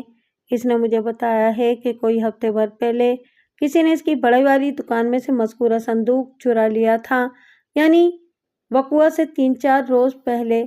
وہ سانس ہموار کرنے کے لیے تھما اور پھر اپنی بات مکمل کرتے ہوئے بولا، نذیر حسین اس صندوق کے اندر اپنے اوزار اور قیمتی لکڑی وغیرہ سنبھال کر رکھتا تھا۔ اس مخصوص سائز کا صندوق نذیر حسین نے اپنی ضروریات کو مد نظر رکھتے ہوئے خود ہی تیار کیا تھا۔ اس کے بیان کے مطابق صندوق چور نے اس کے اندر کے تمام سامان کو دکان کے ایک کونے میں ڈھیر کر دیا تھا اور صرف اس صندوق کو لے کر غائب ہو گیا تھا۔ نذیر حسین نے اپنے گمشدہ صندوق کو فتح پور میں ڈھونڈنے کی حتی الامکان کوشش کی، مگر اسے کامیابی حاصل نہیں ہوئی۔ تھک ہار کر اس نے صبر کر لیا اور اپنے اوزاروں کے لیے ایک نیا صندوق بنانے میں مصروف ہے۔ اکبر کھوکر کا قاتل میری توجہ سے زیادہ ہوشیار اور منصوبہ ساز ثابت ہو رہا ہے، میں نے سوچ میں ڈوبے ہوئے لہجے میں کہا۔ اس نے مقتول کی جیبوں میں موجود رقم کو ہاتھ بھی نہیں لگایا اور نذیر حسین کے اوزاروں کے ساتھ بھی کسی قسم کی چھیڑ چھاڑ نہیں کی۔ ایسا محسوس ہوتا ہے کہ اسے مقتول کی لاش کو حوالہ دریا کرنے کے لیے ایک مخصوص صندوق کی ضرورت تھی اور اس نے اپنی یہ ضرورت نہایت ہی صفائی کے ساتھ پوری کر لی۔ ملک صاحب، نذیر حسین کا 24 صندوق چرانے سے یہ بھی ظاہر ہوتا ہے کہ قاتل نے مذکورہ صندوق پر گہری نگاہ رکھی ہوئی تھی اور وہ فتح پور ہی کا رہنے والا کوئی بندہ ہے۔ اس نے اپنی ٹائمنگ کے مطابق اور پلاننگ کے مطابق وہ صندوق چرا کر کسی جگہ چھپا دیا۔ پھر 11 نومبر کی صبح اس نے زہر کھلا کر اکبر کھوکر کو موت کی نیند سلایا اور اس کی لاش کو صندوق میں رکھ کر دریا کی موجوں کے حوالے کر دیا۔ اکبر کھوکر کی پوسٹ مارٹم شدہ لاش اور اس کی موت سے متعلق رپورٹ حوالدار انور علی کی غیر موجودگی میں آئی تھی، تاہم اس گفتگو سے پہلے میں نے انور علی سے ان چیزوں کا تذکرہ کر دیا تھا، اسی لیے وہ مقتول کی موت کے دن، وقت اور سبب کا حوالہ بڑے اعتماد کے ساتھ دے رہا تھا۔ ایسا ہو سکتا ہے کہ تمہارا یہ اندازہ 100% درست ہو، میں نے اس کی آنکھوں میں دیکھتے ہوئے کہا، لیکن جب تک قاتل ہمارے ہاتھ نہیں لگ جاتا کوئی بھی بات وثوق سے نہیں کہی جا سکتی، کیونکہ ابھی تک ہمارے ایسے کئی اندازے غلط ثابت ہو چکے ہیں۔ یہ تو آپ بالکل ٹھیک کہہ رہے ہیں ملک صاحب، وہ تائیدی انداز میں گردن ہلاتے ہوئے بولا۔ عین ممکن ہے کہ قاتل کا فتح پور سے کوئی تعلق واسطہ نہ ہو اور اس نے اس گاؤں کو یعنی وہاں رہنے والوں کو اکبر کھوکر کی موت کا ذمہ دار ٹھہرانے کی غرض سے اتنا لمبا چوڑا چکر چلایا ہو۔ تمہاری اس بات میں مجھے وزن نظر آ رہا ہے انور علی، میں نے پرسوچ انداز میں کہا، لیکن تاحال میں خود کو اندھیرے میں کھڑا ہی محسوس کر رہا ہوں۔ تو مجھے مقتول کے ماما ملک خدا بخش سے اپنی ملاقات کے بارے میں بتاؤ، وہ اس سلسلے میں کیا رائے رکھتا ہے؟ ملک صاحب، خدا بخش کی فیملی میں صرف 3 افراد ہیں، یعنی خدا بخش، اس کی بیوی شبنم اور ان کی اکلوتی بیٹی فرزانہ، وہ ٹھہرے ہوئے لہجے میں بولا۔ میں نے خدا بخش اور شبنم سے تفصیلی بات چیت کی ہے۔ خدا بخش ایک سلجھا ہوا اور معقول انسان ہے، جبکہ اس کی بیوی شبنم زبان کی کافی تیز ہے۔ خدا بخش کو اپنے بھانجے کی موت کا بڑا دکھ ہے۔ دکھ تو مجھے شبنم کے چہرے پر بھی دکھائی دیا تھا، لیکن اس میں مصنوعی پن صاف نظر آ رہا تھا۔ ان دونوں کے بیان کے مطابق فتح پور میں مقتول کا ایسا کوئی دشمن موجود نہیں جو اس کو ایسی بھیانک موت کے منہ میں دھکیل دے۔ جب میں وہاں پہنچا تو وہ دونوں میاں بیوی ادھر عزیز آباد آنے کی تیاری کر رہے تھے، اس لیے میں نے ان کا زیادہ وقت نہیں لیا اور صرف ضروری سوالات تک ہی محدود رہا، اور انہی سوالات کے نتیجے میں مجھے ایک اہم بات پتہ چلی ہے۔ لمحاتی توقف کر کے اس نے ایک مضمحل سی سانس خارج کی اور پھر سنسنی خیز انداز میں سلسلہ کلام کو آگے بڑھاتے ہوئے بولا۔ شبنم اپنی اکلوتی بیٹی فرزانہ کی شادی مہر سکندر نامی ایک لڑکے سے کرنے کی خواہش مند ہے۔ مہر سکندر اس کی چھوٹی بہن جمیلہ کا اکلوتا بیٹا ہے۔ جمیلہ کے خامد کا نام مہر نواز ہے۔ وہ لوگ بھی ادھر فتح پور ہی میں رہتے ہیں۔ فرزانہ اس گاؤں کی سب سے زیادہ حسین اور خوبصورت لڑکی ہے۔ مہر سکندر ایک غسیلا اور جھگڑالو نوجوان ہے۔ جب سے مقتول نے اس نیت سے فتح پور کے چکر لگانا شروع کیے تھے کہ ماما خدا بخش فرزانہ سے اس کی شادی کرا دے گا، مہر سکندر کے دماغ میں خطرے کی گھنٹی بج اٹھی تھی۔ وہ مقتول کو پہلے بھی کچھ خاص پسند نہیں کرتا تھا، لیکن اب تو وہ اس امید میں فتح پور جانے لگا تھا کہ فرزانہ سے اس کی شادی ہو جائے۔ اس نئی کروٹ نے مقتول کے لیے مہر سکندر کی ناپسندیدگی کو کھلی نفرت میں بدل دیا تھا۔ مجھے ادھر ادھر سے کچھ ایسی خبریں بھی ملی ہیں کہ مہر سکندر یہ کہتے ہوئے سنا گیا ہے کہ اگر مقتول نے اپنے دل سے فرزانہ سے شادی کا خیال نہیں نکالا تو وہ اس کی گردن توڑ ڈالے گا۔ یہ واقعی بہت ہی اہم پوائنٹ ہے انور علی، میں نے تشویش بھرے لہجے میں کہا۔ اپنی تفتیش کو آگے بڑھانے کے لیے ہم مہر سکندر کو مقتول کے دشمنوں کی فہرست میں رکھ سکتے ہیں۔ خیر، میں لمحے بھر کو رکا، پھر ایک بوجھل سانس خارج کرتے ہوئے کہا، انور علی، میں اب اپنے کوارٹر میں جا رہا ہوں، تم بھی آرام کرو۔ آج دن بھر ہم دونوں نے بڑی مشقت کی ہے اور میں سمجھتا ہوں کہ کل کا دن آج سے زیادہ مشکل اور صبر آزما ثابت ہونے والا ہے۔ حوالدار مجھے سلام کر کے رخصت ہو گیا۔ چند منٹ کے بعد میں بھی کمرے سے نکل کر اپنے سرکاری کوارٹر کی سمت بڑھ گیا جو تھانے کے عقبی حصے ہی میں بنا ہوا تھا۔ اس رات جب میں سونے کے لیے بستر پر لیٹا تو میرے دماغ میں اسی کیس کی کھچڑی پک رہی تھی۔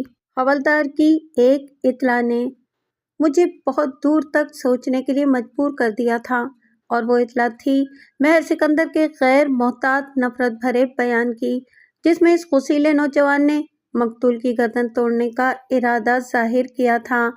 واقعات کے مطابق مقتول کی ماں بشرا اس کی شادی اپنے بھائی ملک خدا بخش کی بیٹی فرزانہ سے کرنا چاہتی تھی، اور اپنی اس خواہش کو پورا کرنے کے لیے اس نے مقتول سے اس کی تایہ ذات عالیہ کی طے شدہ شادی کو تڑوا دیا تھا۔ لیکن دوسری جانب دال گل کر نہیں دے رہی تھی، کیونکہ فرزانہ کی ماں شبنم اس کی شادی مقتول کی بجائے اپنی بہن کے بیٹے مہر سکندر سے کرنے کی خواہاں تھی۔ رشتوں کی یہ عجیب سی کشمکش جاری ہی تھی کہ مقتول کی موت واقع ہو گئی تھی۔ ان حالات و واقعات میں مہر سکندر کا مقتول کی گردن توڑ ڈالنے والا بیان خود بخود خطرناک اہمیت اختیار کر جاتا تھا۔ جوان خون میں غصہ، گرمی اور کچھ کر گزرنے کا جنون لامحدود ہوتا ہے، لہٰذا میں مہر سکندر کو کسی بھی قیمت پر نظر انداز نہیں کر سکتا تھا۔ میں انہی سوچوں کے ساتھ دنگل میں مصروف تھا کہ کوارٹر کے بیرونی دروازے پر ہونے والی دستک نے مجھے چونکنے پر مجبور کر دیا۔ جب میں اپنے کوارٹر میں آ جاتا تھا تو عملے کا کوئی بھی شخص مجھے بے آرام کرنے کا ادھر کا رخ نہیں کیا کرتا تھا، الا یہ کہ کوئی ہنگامی صورتحال سامنے نہ آ جائے۔ میں نے گرم بستر کو چھوڑا اور صحن سے گزر کر کوارٹر کے داخلی دروازے پر پہنچ گیا۔ پھر جب میں نے دروازہ کھولا تو سامنے کانسٹیبل شوکت علی کو کھڑے پایا۔ شوکت علی گزشتہ روز جائے وقوع پر میرے ساتھ تھا، اور میں نے اسی کی نگرانی میں مقتول اکبر کھوکر کی لاش کو سرکاری اسپتال بھجوایا تھا۔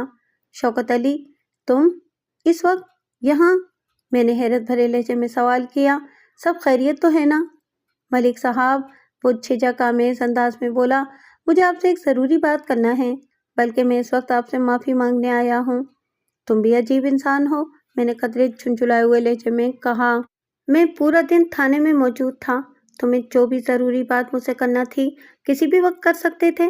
خیر، میں نے اس کے لیے راستہ چھوڑتے ہوئے ان الفاظ میں اضافہ کر دیا، اندر آ جاؤ، پھر بات کرتے ہیں۔ 1 منٹ کے بعد ہم کمرے میں روبرو بیٹھے ہوئے تھے۔ میں نے تیز سوالیہ نظروں سے اسے گھورا تو وہ معذرت اور منت کے ملے جلے تاثرات کے ساتھ بولا، ملک صاحب، کل صبح ادھر دریا کے کنارے جب ہم وقوع کا جائزہ لے رہے تھے تو مجھے وہاں سے ایک چیز ملی تھی جسے میں نے اس وقت اپنی جیب میں رکھ لیا تھا، اور یہی سوچا تھا کہ جب آپ مقتول کی لاش کے معائنے سے فارغ ہو جائیں گے تو اس سلسلے میں آپ سے بات کروں گا۔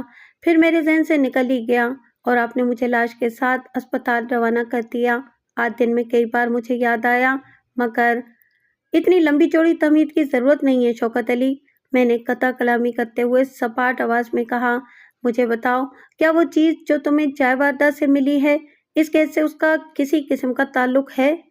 اس بارے میں وثوق سے کچھ نہیں کہہ سکتا، وہ بے بسی سے مجھے دیکھتے ہوئے بولا۔ میں نے سرسراتی ہوئی آواز میں استفسار کیا، وہ چیز اس وقت کہاں ہے شوکت علی؟ اس نے اپنی جیب میں ہاتھ ڈال کر درمیانے سائز کی ایک پڑیا برآمد کی، پھر اسے میری جانب بڑھاتے ہوئے کہا، وہ چیز اس پڑیا میں ہے ملک صاحب۔ میں نے اس کے ہاتھ سے مذکورہ پڑیا لے لی۔ ایسی پڑیاں اس زمانے میں عموماً پرچون فروش، پنساری اور طبیب حضرات باندھا کرتے تھے۔ آج کل تو ڈیجیٹل دور ہے، ہر شے پیکنگ میں دستیاب ہے۔ میں نے کانسٹیبل شوکت علی کی دی ہوئی پڑیا کو کھول کر دیکھا تو اس کے اندر سے ٹوٹی ہوئی چوڑیوں کے نصف درجن کے قریب छोटे बड़े साइज के टुकड़े बरामद हुए। वो एक ही रंग और नस्ल की हल्की सब चूड़ियों के टुकड़े थे। ये धानी बांके तुम्हें कहाँ से मिली थी? मैंने तेज आवाज में इस्तफसार किया। वो मुझसे बोला, धानी बांके? शायद वो मेरी उर्दू को अच्छे से समझ नहीं पाया था। हाँ, मैंने चूड़ियों के टुकड़े से दिखाते हुए वजाहत तलब अंदाज में कहा। धानी बांके मतलब ये कि हल्के सब रंग की चूड़ियाँ।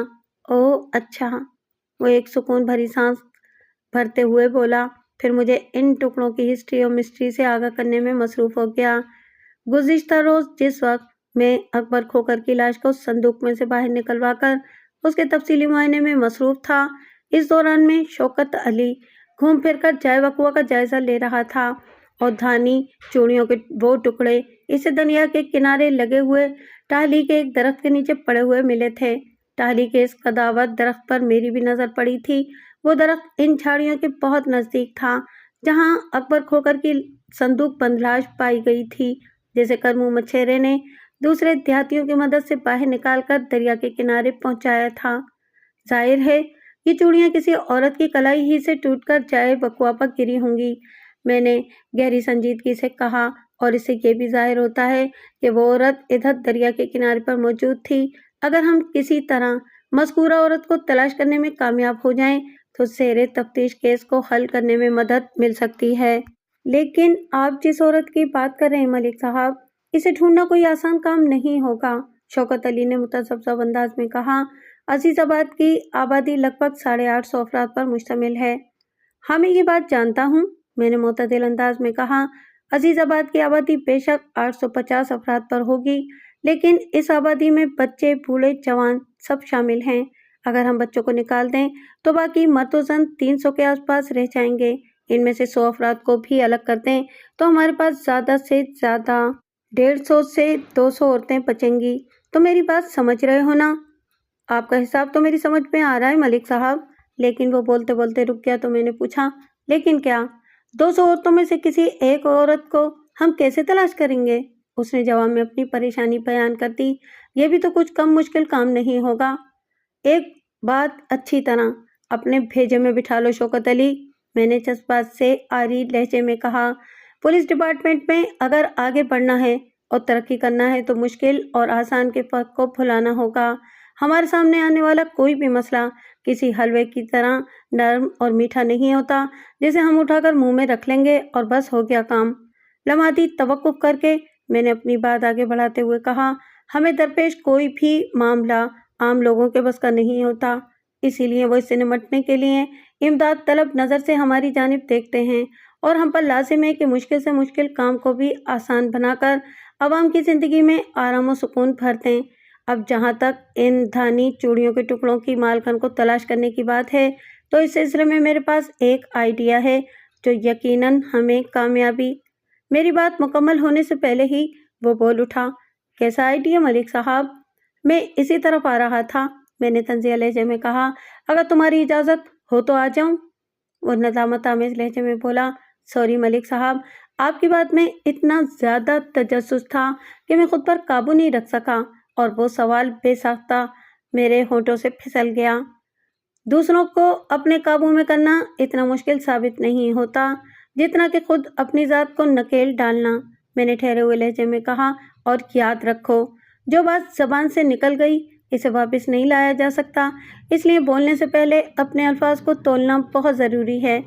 मैं आइंदा इस बात का ख्याल रखूँगा मलिक साहब, वो पशेमान नज़र से मुझे देखते हुए बोला। शाबाश, मैंने सराहने वाले अंदाज में कहा। अब मेरी बात ध्यान से सुनो। वो हमतन गोश हो गया। हम बात कर रहे थे ज़्यादा से ज़्यादा 100 औरतों की। मैंने उसके चेहरे पर निगाह जमाते हुए रसानियत भरे लहजे में कहा, इनमें से अगर बिलफर्ज आधी औरतों ने भी हल्के सब्ज रंग की चूड़ियां पहन रखी हों तो ये बात रोज़े रोशन के मानिंद आया है कि किसी 2-4 की चूड़ियां ही टूटी होंगी और चूड़ियों ने टूटते वक्त इनकी कलाइयों को लाजमी जख्मी किया होगा। बात समझ में आ रही है ना शौकत अली? उसके चेहरे और आंखों में हैरत और दिलचस्पी के कई रंग एक साथ नमूदार हुए। चंद लम्हात की ताज्जुब खेज खामोशी के बाद उसने मसरूर आवाज़ में कहा, जी मैं समझ गया मलिक साहब। समझ गए हो तो वापस जाओ और रात का बकिया हिस्सा आराम से सोकर गुजारो, मैंने ठोस अंदाज में कहा। کل صبح تم میرے ساتھ عزیز آباد چلو گے۔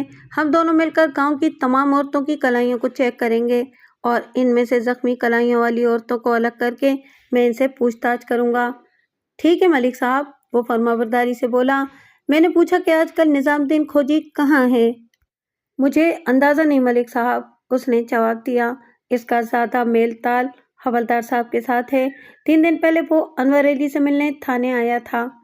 تم ابھی تھانے جا کر حوالدار کو میرا یہ پیغام پہنچا دو کہ کل صبح جب میں اپنے کمرے میں آؤں تو تب تک نظام الدین کو وہاں بلانے کا بندوبست کر لے، میں نے تاکیدی انداز میں کہا۔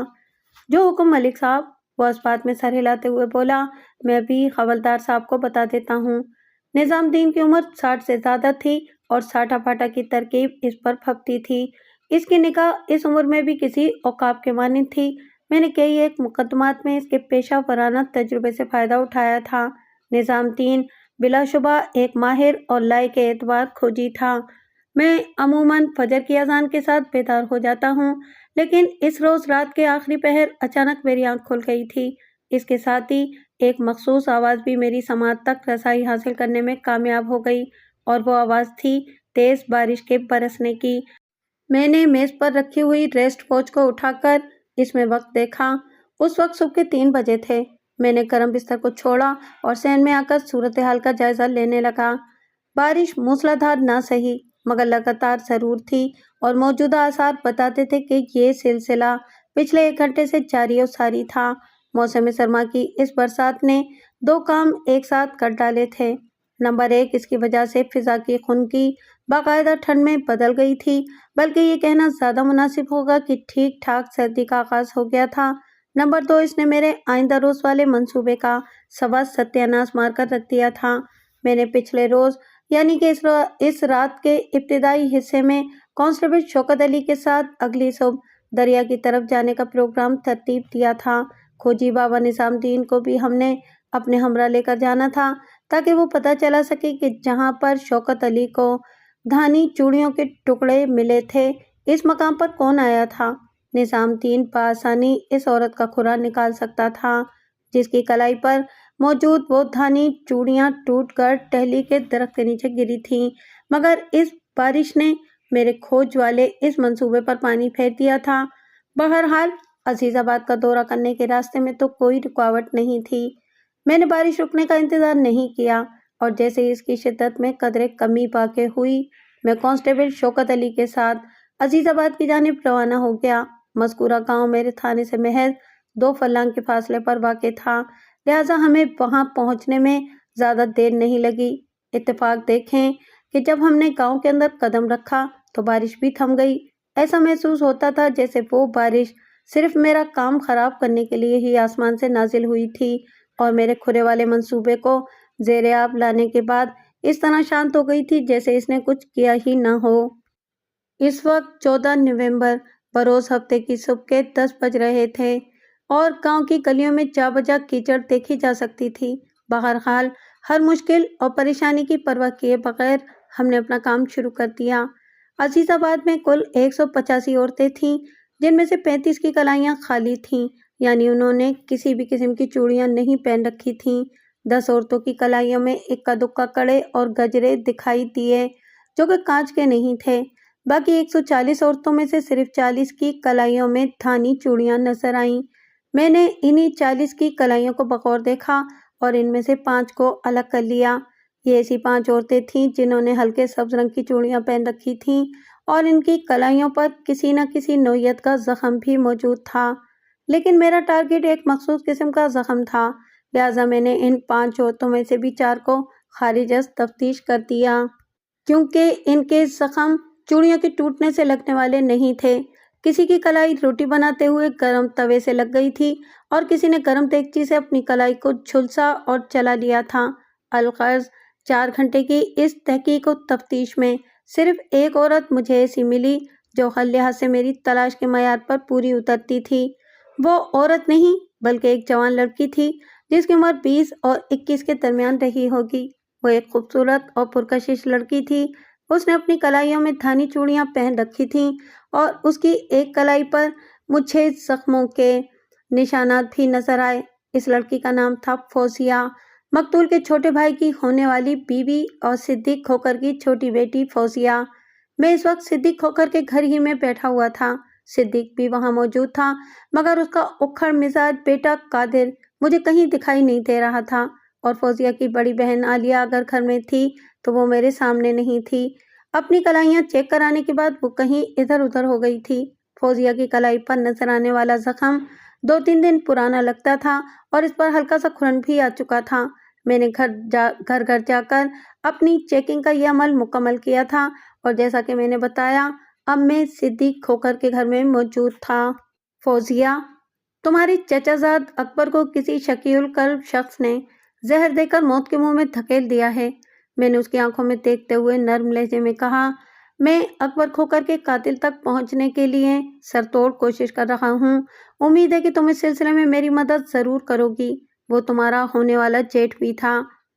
मेरी मासूम बच्ची भला आपकी क्या मदद कर सकती है थानेदार साहब? सिद्दीक खोखर ने फौजिया के बोलने से पहले ही मुझसे कहा। हम सब अकबर की अलमनाक मौत पर बहुत दुखी हैं।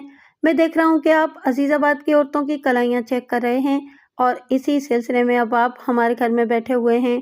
इस तफ्तीश का आखिर मकसद क्या है?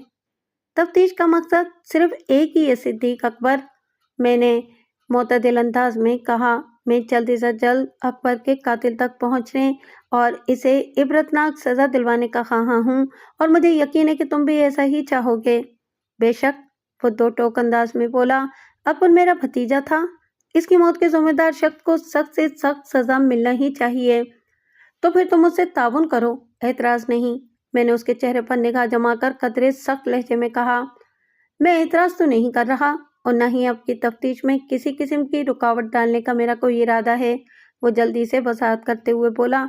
मैं तो बस ये जानना चाह रहा था कि सब्ज रंग की चूड़ियों वाली औरतों का अकबर की मौत से क्या ताल्लुक है। सारी बात तुम्हारी समझ में आ जाएगी, मैंने ठहरे हुए अंदाज में कहा। मैं तुम्हारे सामने ही फौजिया से पूछताछ कर रहा हूँ ना? जी ठीक है, वो ताउनामेज़ लहजे में बोला। अब मैं बीच में नहीं बोलूंगा थानेदार साहब। शाबाश, मैंने तारीफी नज़र से सिद्दीक खोखर को देखा, फिर इसकी बेटी की जानिब मुतवज्जा होते हुए सवाल किया। फौजिया बेटी, तुम्हारी कलाई पर नजर आने वाला जख्म का ये निशान कैसा है? मेरा मतलब है कि तुम्हें ये चोट कैसे लगी थी? शुरू में फौजिया खासी घबराई हुई नजर आ रही थी। पुलिस और सांप का एक अपना खौफ और दहशत होती है जिसके सामने बड़े बड़े तुर्रम खानों की सट्टी गुम हो जाती है। फौजिया तो फिर भी एक भोली भाली और मासूम नौमल लड़की थी। इसका खौफजदा हो जाना कोई अचंभे की बात नहीं थी। बहरहाल मेरे बेटी कहने से इसकी हालत में मुस्बित तब्दीली आई थी। वो मेरे सवाल के जवाब में बोली। चंद रोज पहले मेरी चूड़ियां टूट गई थीं और कांच के कुछ टुकड़े इस कलाई में चुभ गए थे।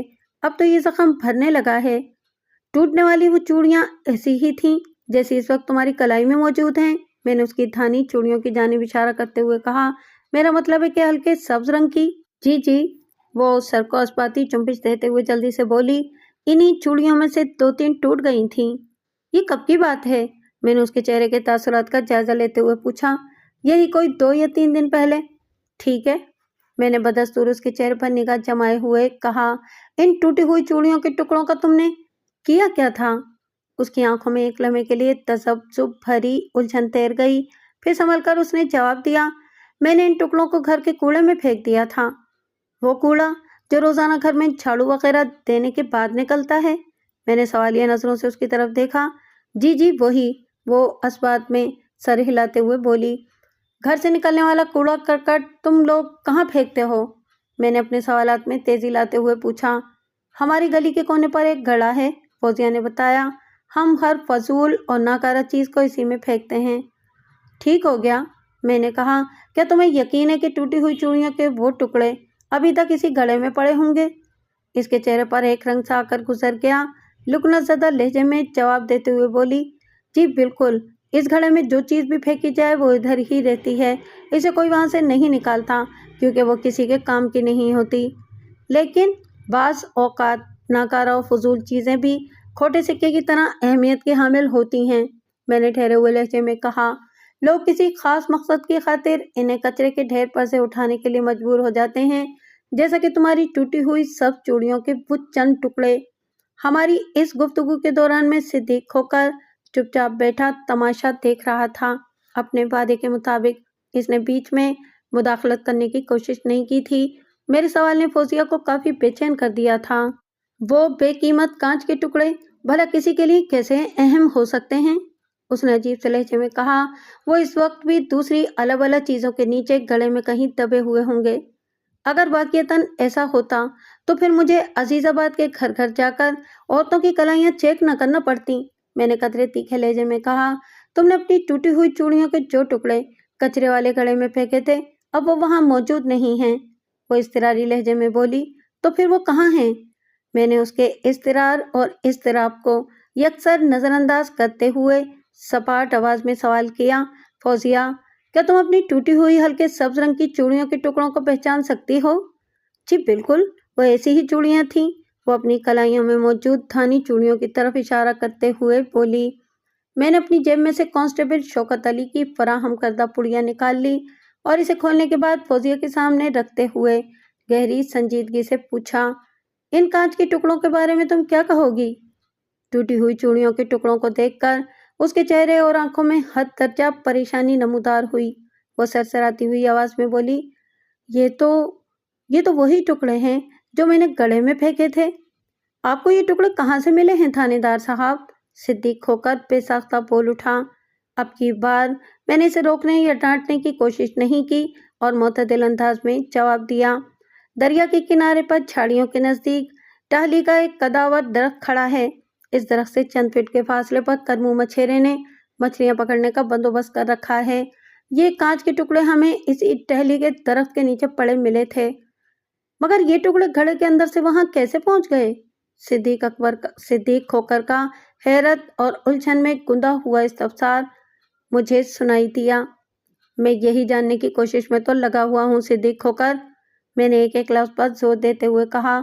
इन कांच के टुकड़ों का एक ऐसे मकाम के करीब पाया जाना जहां से अकबर खोकर की संदूक बंद लाश मिली थी, इस बात पर दलालत करता है कि कत्ल की इस वारदात के साथ इन टुकड़ों का कोई न कोई ताल्लुक जरूर है। बाकी इनका गले से निकलकर वहां पहुंचने का जो मामला है, तो सांस हमवार करने की गर्ज से मैंने तवक्कुफ किया और फिर कहा, मैं इसी सिलसिले में ये सारी तफ्तीश कर रहा हूँ। ये चंद बेवकत कांच के टुकड़े मुझे तुम्हारी छोटी बेटी तक ले आए हैं। इससे आगे की रहनुमाई भी फौजिया ही करेगी। मैं कैसे आपकी रहनुमाई कर सकती हूँ थानेदार जी? वो बौखलाहट आमेज लहजे में बोली। मैंने तो इन्हें गली वाले गड़े में फेंक दिया था, मुझे और कुछ भी पता नहीं है।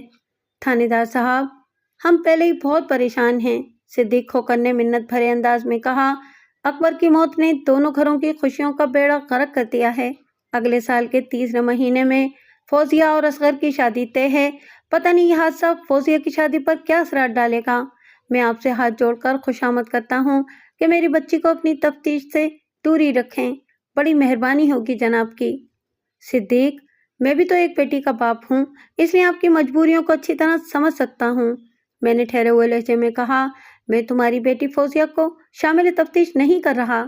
यह तो मेरी तफ्तीश मुझे फौजिया तक ले आई है। मैं इसके जवाब से मुतमईन हूँ। इसने यकीनन कांच के ये टुकड़े गली वाले गड़े ही में फेंके होंगे, लेकिन मेरे लिए ये जानना बहुत ज़रूरी है कि गड़े के अंदर से निकलकर चूड़ियों के ये टुकड़े दरिया के किनारे खड़े टाली के दरख्त के नीचे कैसे पहुंच गए थे। ये काम खुद ब खुद तो नहीं हो सकता, किसी न किसी इंसान ने तो ये काम किया होगा और ऐन मुमकिन है ये अकबर के कातिल ही का किया धरा हो, मगर इसकी इस हरकत ने फौजिया की जात को शक के दायरे के अंदर खड़ा कर दिया है। कहीं कातिल तुम्हारी बेटी को अकबर की मौत का जिम्मेदार ठहराने की कोशिश तो नहीं कर रहा? थानेदार साहब, आप डराने वाली बातें तो ना करें, वो परेशानी से लबरेज लहजे में बोला। मैं तुम्हें डराने या धमकाने की बात नहीं कर रहा सिद्दीक, मैंने बाशिकाफ अल्फाज में कहा। अगर तुम्हारी या फौजिया की यहाँ पर किसी से दुश्मनी है तो मुझसे कुछ भी छुपाने की कोशिश ना करो। मैं ये सब आप लोगों की खैर खाही की गर्ज से कह रहा हूँ। अजीजाबाद में तो कोई एक भी शख्स हमारा दुश्मन नहीं है, वो ठोस लहजे में बोला। मैंने कुरेदने वाले अंदाज में पूछा, और इधर फतेहपुर में? फतेहपुर? वो उलझन ज़दा नज़र से मुझे तकने लगा। हाँ, मैंने सर को अस्बाती जुम्बिश दी और कहा, फतेहपुर के वसनीक नज़ीर हुसैन तरखान का औजारों वाला 24 संदूक। इस वाक़े से चंद रोज पहले किसी ने इसकी दुकान के अंदर से चुरा लिया था। ये वही संदूक है جس کے اندر تمہارے بھتیجے اکبر کھوکر کی لاش بند تھی۔ قاتل اتنا چالاک اور عیار ہے کہ وہ اپنے کالے کرتوت کو عزیز آباد اور فتح پور سے ایک ساتھ جوڑنے کی کوشش کر رہا ہے۔ مجھے اس کیس کے ہر زاویے کو گہری نظر سے دیکھنا ہے صدیق، اسی لیے تو میں تم لوگوں سے کہہ رہا ہوں۔ میں لمحے بھر کو رکا اور پھر پوچھا، وہ تمہارا غصے کا تیز بیٹا کہاں ہے؟ قادر رفیق کے گھر گیا ہوا ہے، اس نے بتایا۔ اکبر کی تدفین کل رات ہی میں کر دی گئی تھی، لیکن رات کے پچھلے پہر اچانک بارش شروع ہو گئی، جس کی وجہ سے قبر کی مٹی اپنی جگہ پر نہیں رہی۔ میں نے ہی قادر کو ادھر بھیجا ہے تاکہ وہ اصغر اور رفیق کی مدد کرے۔ ٹھیک ہے، میں نے اس بات میں گردن ہلاتے ہوئے کہا، اگر تم میں سے کسی کو بھی اکبر کے قتل کے حوالے سے کوئی اہم بات پتہ چلے تو فوراً مجھے بتاؤ گے۔ جی ضرور، کیوں نہیں، صدیق نے گہری سنجیدگی سے کہا۔ یہ بات میں نے ان دونوں باپ بیٹی کی طرف دیکھتے ہوئے کہی تھی، لہٰذا فوزیہ بھی دبی دبی زبان میں بولی، جی اچھا۔ فوزیہ تم اندر جاؤ، میں نے اس کی طرف دیکھتے ہوئے کہا، مجھے تمہارے باپ سے چند اہم باتیں کرنا ہے۔ فوزیہ نے پہلے صدیق کھوکر کی جانب سوالیہ نظر سے دیکھا۔ مجھے اس کی آنکھوں میں کوئی گمبھیر الجھن تیرتی ہوئی دکھائی دی تھی، تاہم اس نے اپنی زبان سے کچھ نہیں کہا اور چپ چاپ وہاں سے اٹھ کر چلی گئی۔ پتہ نہیں کیوں مجھے ایسا محسوس ہوا تھا جیسے وہ اس کمرے میں رکنا چاہتی ہو، کوئی اندرونی سوچ یا پھر کوئی بیرونی قوت اسے جانے سے روک رہی تھی۔ تمہارے چھوٹے بھائی رفیق کھوکر اور اس کے گھر والوں پر اس وقت ایک قیامت گزر رہی ہے۔ فوزیہ کے جانے کے بعد میں نے صدیق کھوکر کی طرف دیکھتے ہوئے گہری سنجیدگی سے کہا، اس لیے میں ان لوگوں پر تو زیادہ جرح نہیں کرنا چاہتا۔ ویسے تو رفیق سے میری تفصیلی ملاقات ہو چکی ہے، لیکن اس ملاقات کے بعد کچھ چیزیں سامنے آئی ہیں جن کی تصدیق یا تردید بہت ضروری ہے، کیونکہ اس سے موجودہ کیس کو حل کرنے میں مدد مل سکتی ہے، اور مجھے اسی سلسلے میں تمہارا تعاون چاہیے صدیق۔ میں ہر قسم کے تعاون کے لیے تیار ہوں جناب، وہ بڑے اعتماد سے بولا۔ آپ پوچھیں، کیا پوچھنا چاہتے ہیں؟ میں نے پوچھا، مجھے پتہ چلا ہے کہ مقتول اکبر کا رشتہ پہلے تمہاری بڑی بیٹی عالیہ کے ساتھ طے تھا، پھر ان لوگوں نے اس رشتے کو ختم کر دیا، کیا اس کا کوئی خاص سبب تھا؟ ان لوگوں نے نہیں، بلکہ اس رشتے کو توڑنے میں صرف اور صرف میری نامعقول بھابھی بشریٰ کا ہاتھ ہے، وہ تلخی بھرے لہجے میں بولا۔ ہم دونوں بھائیوں نے بہت سوچ سمجھ کر اپنے بچوں کے رشتے پکے کیے تھے، عمر اور ظاہری اور باطنی خوبیوں اور خامیوں کو مد نظر رکھتے ہوئے عالیہ کے لیے اکبر کو اور فوزیہ کے لیے اصغر کو منتخب کیا گیا تھا، لیکن کچھ ہی عرصے کے بعد اس فسادی عورت نے رٹا ڈال دیا۔ اس نے اکبر کے کان بھرنا شروع کیے کہ عالیہ شکل و صورت کی اچھی نہیں ہے، اگر وہ اس رشتے سے انکار کر دے تو وہ اس کی شادی اپنے بھائی ملک خدا بخش کی اگلوتی بیٹی فرزانہ سے کرا دے گی۔ فرزانہ کو وہ آسمان سے اتری ہوئی کوئی حور اور پری سمجھتی ہے۔ یہ ٹھیک ہے کہ فرزانہ عالیہ کے مقابلے میں زیادہ حسین و جمیل لڑکی ہے، لیکن یہ کوئی طریقہ تو نہیں ہوتا جناب۔ بشریٰ پہلے بھی کئی بار خدا بخش سے رشتے کا تقاضا کر چکی ہے اور ہر مرتبہ وہاں سے اسے نہ ہی سننے کو ملی ہے۔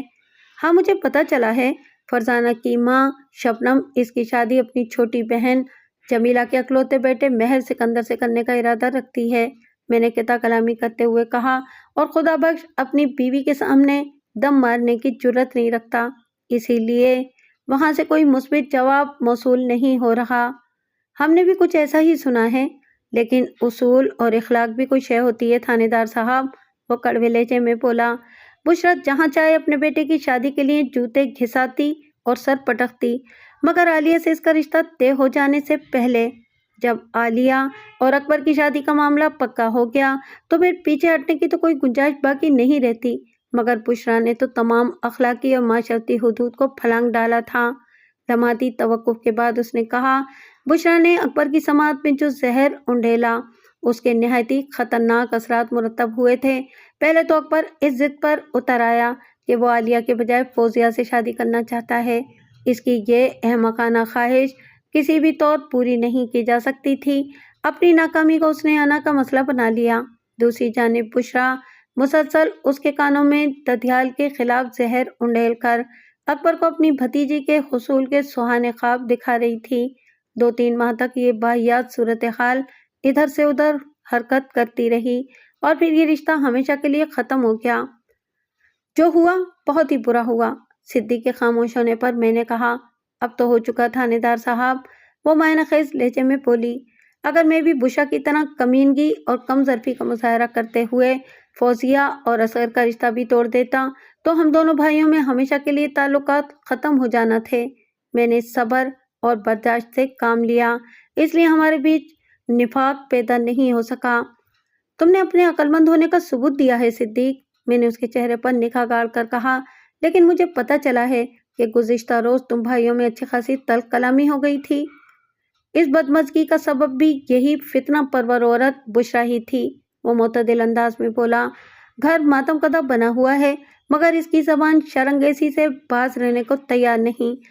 بس اس کی کڑوی کسیلی باتوں نے ہم بھائیوں کے دماغ تھوڑی دیر کے لیے گرم کر دیے تھے، لیکن فوراً ہی ہم لوگوں نے اپنے جذبات پر قابو پا لیا اور معاملہ رفع دفع ہو گیا۔ میں نے مزید 15-20 منٹ صدیق کھوکر کے ساتھ بات چیت میں گزارے، پھر کانسٹیبل شوکت علی کے ہمراہ واپس تھانے آ گیا۔ جب ہم تھانے پہنچے تو مغرب کی اذان ہو رہی تھی اور بارش کو بھی دوبارہ ہوش آ گیا تھا۔ گزشتہ شام شروع ہونے والی بارش اگلی صبح کا سورج طلوع ہونے سے پہلے رخصت ہو گئی تھی۔ اتوار 15 نومبر کا دن کا آغاز ہوا تو مطلع صاف تھا۔ میں حسب معمول تیار ہو کر تھانے پہنچا تو کانسٹیبل اکرام شاہ میرے کمرے میں آ گیا۔ شاہ جی، آج تو اتوار ہے، میں نے اس پر نگاہ پڑتے ہی کہا، تم گھر کا چکر لگانے نہیں گئے؟ اکرام شاہ کی رہائش ادھر عزیز آباد ہی میں تھی اور وہ اتوار کا دن اکثر اپنے بیوی بچوں کے ساتھ گزارا کرتا تھا۔ اس نے مجھ سے اجازت لینے کے بعد ایک کرسی پر بیٹھتے ہوئے کہا، ملک صاحب، میں اس ہفتے میں 2-3 بار جلدی چھٹی لے کر گھر جا چکا ہوں، اس لیے میں نے سوچا کہ یہ اتوار میں آپ کے ساتھ تھانے میں گزاروں گا اور مجھے آپ سے ایک ضروری بات بھی کرنا ہے۔ اس نے آخری جملہ کچھ ایسے انداز میں ادا کیا تھا کہ میں چونکے بنا نہ رہ سکا۔ کون سی ضروری بات؟ میں نے اس کی آنکھوں میں دیکھتے ہوئے پوچھا، کیا اس بات کا تعلق موجودہ کیس سے ہے؟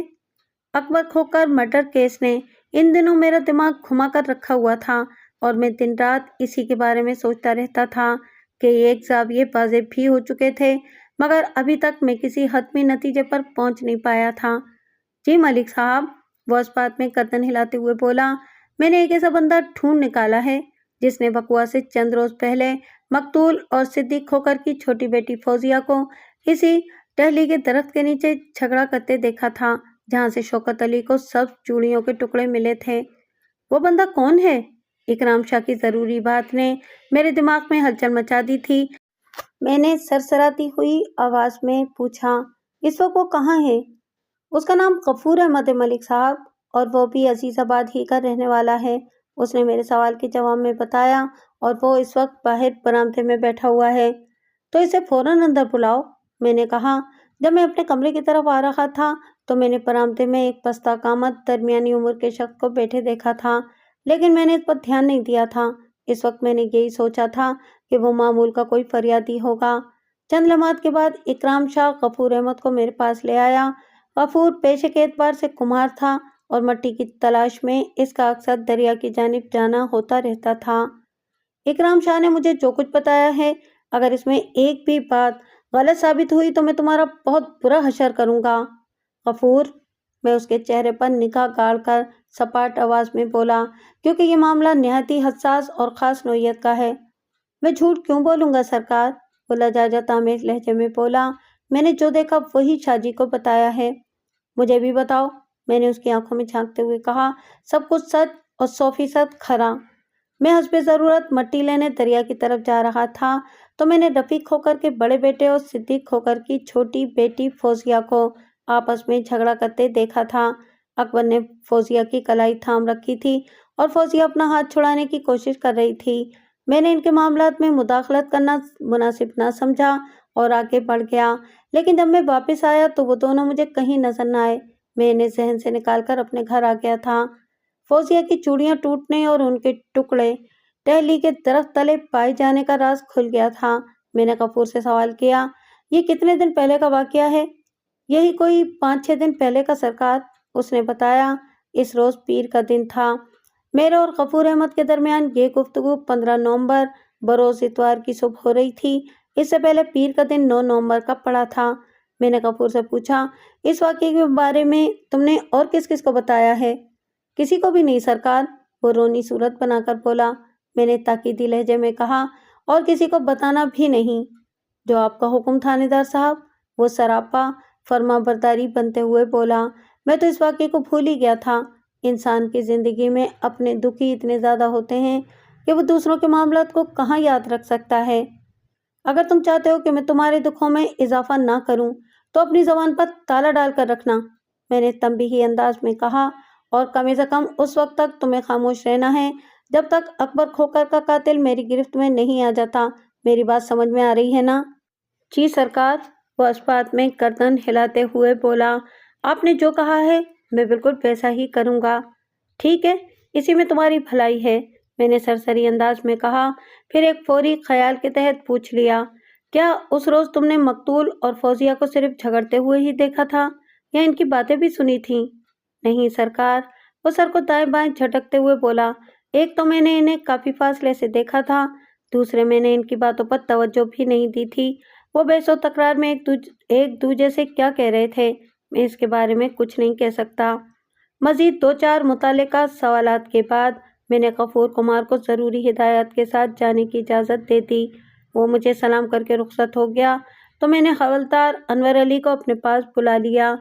انور علی اس کیس کے ایک ایک پہلو سے واقف تھا۔ میں نے اسے تازہ ترین صورتحال کے بارے میں مختصراً بتایا اور گہری سنجیدگی سے کہا، انور علی، تم کسی کو اپنے ساتھ لے کے جاؤ اور صدیق کھوکر کی چھوٹی بیٹی فوزیہ کو یہاں لے آؤ۔ صرف فوزیہ کو؟ اس نے سوالیہ نظر سے مجھے دیکھا۔ ہاں، مجھے صرف اسی کی ضرورت ہے، میں نے دو ٹوک انداز میں کہا۔ اگر اس کے باپ نے کوئی روک ڈالی تو؟ انور علی، کیا تم نہیں جانتے کہ کار سرکار میں روک ڈالنا ایک سنگین جرم ہے؟ میں نے باجگاف الفاظ میں کہا۔ جو شخص بھی تمہیں اس کارروائی سے روکنے کی کوشش کرے تم اسے بھی ساتھ تھانے لے آنا، آزاد یا ہتھ کڑی لگی کلائیوں کے ساتھ۔ یہ سب تمہاری ثوابدید پر منحصر ہے۔ میری جانب سے تمہیں ہر ایکشن کی کھلی اجازت ہے۔ سمجھ گیا ملک صاحب، وہ معنی خیز لہجے میں بولا۔ اب فکر ہی نہ کریں، 1-2 گھنٹے کے اندر فوزیہ آپ کے سامنے حاضر ہو جائے گی، یہ میرا آپ سے وعدہ ہے۔ میں نے ستائشی نظر سے حوالدار کو دیکھا۔ وہ مجھے سلوٹ مارنے کے بعد کمرے سے نکل گیا۔ جانے سے پہلے اس نے اکرام شاہ کو اپنے ساتھ لے جانے کی خواہش ظاہر کی تھی، لیکن میں نے اس کی مخالفت کر دی تھی۔ اکرام شاہ عزیز آباد کا رہنے والا تھا اور اس کیس کے نمٹ جانے کے بعد بھی اس کے بیوی بچوں کو اسی گاؤں میں رہنا تھا، لہٰذا اس ہنگامی نوعیت کی کارروائی میں اس کا شریک ہونا بعض حوالوں سے مجھے اچھا نہیں لگا تھا، اس لیے میں نے اسے جانے سے روک دیا تھا۔ حوالدار نے غلط نہیں کہا تھا۔ اپنے وعدے کے مطابق اس نے 1 گھنٹے میں فوزیہ کو لا کر میرے سامنے کھڑا کر دیا تھا۔ یہ الگ بات کہ اس کے ساتھ ہی قادر اور صدیق کھوکر بھی تھانے پہنچ گئے تھے۔ وہ باپ بیٹا اس وقت باہر برآمدے میں بیٹھے ہوئے تھے۔ میں نے فوزیہ کو اپنے سامنے بیٹھنے کے لیے کہا اور نرم خوئی کا مظاہرہ کرتے ہوئے چند منٹ کی گفتگو کے ذریعے اس کے اندر سے ڈر اور خوف کو نکالنے اور کم کرنے کی کوشش کی۔ دیکھو فوزیہ، وہ قدرے نارمل ہو گئی تو میں نے ٹھہرے ہوئے لہجے میں کہا، اس روز اپنے گھر میں سب چوڑیوں کے ٹکڑوں کے حوالے سے تم نے مجھ سے جھوٹ بولا تھا۔ میں تمہاری اس غلطی کو معاف کر دوں گا، لیکن تمہیں مجھ سے ایک وعدہ کرنا ہوگا۔ میں نے گہری نظر سے اسے گھورا تو وہ اضطراری انداز میں کمزور سے لہجے میں بولی، کیسا وعدہ تھانے دار صاحب؟ یہ وعدہ کہ میں نے اس کے چہرے پر نمودار ہونے والے تاثرات کا جائزہ لیتے ہوئے کہا، اب میں تم سے جو بھی سوال کروں اس کا تم نے 16 آنے درست جواب دینا ہے۔ میری بات سمجھ رہی ہو نا؟ وہ سر کو اسباتی جنبش دیتے ہوئے دھیرے سے بولی، جی۔ اب غلطی کی گنجائش باقی نہیں رہی فوزیہ، میں نے گمبھیر انداز میں اپنی بات کو آگے بڑھاتے ہوئے کہا، تم نے اگر دوبارہ مجھے چکر دینے کی کوشش کی تو میں بھول جاؤں گا کہ تم ایک نارمل لڑکی ہو، پھر تم مجھ سے کسی روح رعایت کی توقع نہ رکھنا۔ میں اس جھمیلے سے تنگ آ گئی ہوں تھانے دار صاحب، وہ پھٹ پڑی، آپ مجھ سے پوچھیں میں آپ کو سب کچھ سچ سچ بتا دوں گی۔ آج سے 6 دن پہلے یعنی 9 نومبر بروز پیر تم اور مقتول اکبر دریا کے کنارے ٹہلی کے ایک درخت کے نیچے کھڑے آپس میں جھگڑا کر رہے تھے۔ میں نے اس کی آنکھوں میں دیکھتے ہوئے کہا، اس واقعے کو میرے ایک عینی شاہد بھی موجود ہے، اس نے بتایا ہے۔ میں یہ جاننا چاہتا ہوں کہ مقتول نے تمہیں کلائی سے کیوں پکڑ رکھا تھا اور تم دونوں کس بات پر جھگڑا کر رہے تھے؟ اسی کھینچاتانی میں تمہاری چند چوڑیاں بھی ٹوٹ گئی تھیں جن سے تمہاری کلائی زخمی ہو گئی۔ بات کے اختتام پر میں نے سوالیہ نظر سے اس کی طرف دیکھا تو اس کے چہرے پر ایک رنگ سا آ کر گزر گیا۔ چند لمحات کے تذبذب کے بعد اس نے ہمت پکڑی और अपना वादा पूरा करते हुए हद दर्जा जहरीले लहजे में बोली। वो अकबर की बदतमीजी का कोई पहला वाकया नहीं था थानेदार साहब, वो इससे पहले भी कई बार ऐसी कमीनी हरकतें कर चुका था। आलिया बाजी से रिश्ता खत्म करने के बाद वो हाथ धो के मेरे पीछे पड़ गया था। मुझे जहाँ भी अकेले देखता जोर जबरदस्ती की कोशिशें करने लगता था। इस दिन टाली के नीचे भी इसने मुझे खेल लिया था। फौजिया के इंकिशाफ ने मुझे चौंका दिया। मैंने पूछा, मकतूल का तुम्हारे साथ इस किस्म का बर्ताव क्यों था? बाज लोगों की सोच गलीज होती है, वो नफरत भरे लहजे में बोली। अकबर भी बुरी नीयत रखने वाला बंदा था। जब आलिया बाजी से इसका रिश्ता टूटा तो मैंने शुक्र अदा किया था, लेकिन मुझे क्या पता था कि इसके बाद वो मेरे पीछे लग जाएगा। इसकी माँ फतेहपुर में इसकी शादी कराने की कोशिश कर रही थी और वो, अब मैं क्या कहूँ थानेदार साहब, आप सियाने हैं, मेरी बात तो समझ ही गए होंगे। फौजिया के चेहरे से झलकने वाले कर्ब ने मुझे उसके दिल पर गुजरने वाली कयामत के बारे में बड़ी तफसील से बता दिया था। मैंने नर्म लहजे में सवाल किया, तुमने मकतूल की बदतमीजियों के बारे में अपने भाई या बाप को क्यों नहीं बताया? जब से अम्मी का इंतकाल हुआ है अब्बू बुझ के रह गए हैं, वो बोझल आवाज में बोली। आलिया का रिश्ता टूटने के बाद इनकी हालत और भी बुरी हो गई है, इसलिए मैंने इनसे जिक्र नहीं किया। और कादिर, वो तो आग का गोला है थानेदार साहब, इससे बात करने का मतलब है कि किसी बड़े फसाद को दावत देना। हाँ, मैं असगर से गाहे बगाहे तस्करा करती रहती थी। अच्छा, मैंने मुतदिल अंदाज में कहा और पूछा, असगर का रद्द अमल क्या था? वो पूरी तवज्जो से मेरी बात सुनने के बाद कहता था, फौजिया, सब्र और बर्दाश्त से काम लो। अगर कोई हंगामा उठ खड़ा हुआ तो हमारी शादी भी खटाई में पड़ जाएगी और मैं किसी भी कीमत पर तुम्हें खोना नहीं चाहता। तुम फिक्र ना करो, मैं जल्द ही इस मसले का कोई हल निकाल लूंगा। लेकिन वो कोई हल ना निकाल सका। फिर जब मेरी कलाई जख्मी हुई तो मैंने इससे कह दिया, असगर, पानी सर से ऊंचा हो रहा है। मैं अकबर को अपनी इज्जत के लिए एक संगीन खतरा महसूस कर रही हूँ।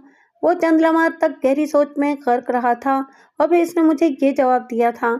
लम्हाती तवक्कुफ करके उसने एक तवील सांस खारिज की, फिर असगर खोकर के अल्फाज को मिनोअन मेरी समात में उंडेल दिया। मुझे एक हफ्ते की मोहलत दो फौजिया, मैं अकबर का ऐसा पक्का बंदोबस्त कर दूंगा कि बदतमीजी तो दरकनार, वो तुम्हें छूने के काबिल भी नहीं रहेगा। और फिर इसके 3 रोज बाद 12 नवंबर की सुबह अकबर की संदूक बंद लाश दरिया से बरामद होती है। मैंने टटोलने वाली नजर से फौजिया को देखा, यानी असगर ने अकबर का पक्का बंदोबस्त कर दिया है ना? मैंने इसे अपने जिगर का टुकड़ा आलिया की शक्ल में दे दिया। और इस बज़ात ने क्या किया? ये तमाम तर गंद खाना आपके सामने है जनाब। ये सब सुनकर मुझे हैरत के साथ ही बेहद अफसोस भी हुआ है। मैंने साफ गोई का मुजाहरा करते हुए वाशिकाफ अल्फाज में कहा, लेकिन इस ज़मीनी हकीकत को नहीं बदला जा सकता कि अकबर का कत्ल हुआ है और उसका कातिल अभी आज़ाद घूम रहा है। आप कानून के रखवाले हैं थानेदार साहब, और कानून की पकड़ बड़ी मजबूत होती है। सिद्दीक ने अजीब से लहजे में कहा, आप कानून को हरकत में लाकर अकबर के कातिल को आहनी गिरफ्त में ले आएं और हमें जाने दें यहाँ से। मैं वही तो करने जा रहा हूँ, मैंने बड़े अज़म से कहा। कादिर ने तंजिया लहजे में पूछा, तो फिर हमें इजाज़त है?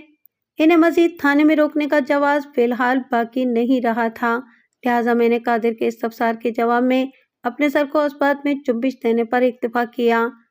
तफ्तीश की गाड़ी को आगे बढ़ाने के लिए मुझे एक रास्ता मिल गया था। अगले रोज मैंने असगर खोकर को गिरफ्तार करके हवालात में पहुंचा दिया। फौजिया से हासिल होने वाली मालूमात की रोशनी में अकबर को मौत के घाट उतारने में असगर का हाथ हो सकता था। अगर सिद्दीक खोकर ने मुझे अकबर के माजी के बारे में ना बताया होता तो असगर को शायद मैं अकबर के कत्ल में मुलविस ना समझता, मगर अब तो सूरत हाल ही बदल गई थी।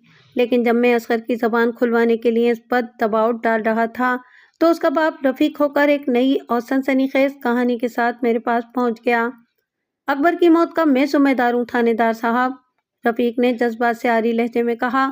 आप असगर को छोड़ दें, मैंने इस शैतान की औलाद अकबर को ख़त्म करके अपने माजी की गलतियों की तलाफी करने की कोशिश की है। आप मुझे गिरफ्तार कर लें, मैं कड़ी से कड़ी सज़ा पाने को तैयार हूँ। इसके बाद रफीक खोकर ने अपना जो बयान हल्फी नोट कराया, उसका खुलासा कुछ इस तरह था। मैं तमाम हालात से पूरी तरह वाकिफ हो चुका था। अकबर जैसे मूजी इंसान को मौत की नींद सुलाने के सिवा और कोई चाराकार नहीं था।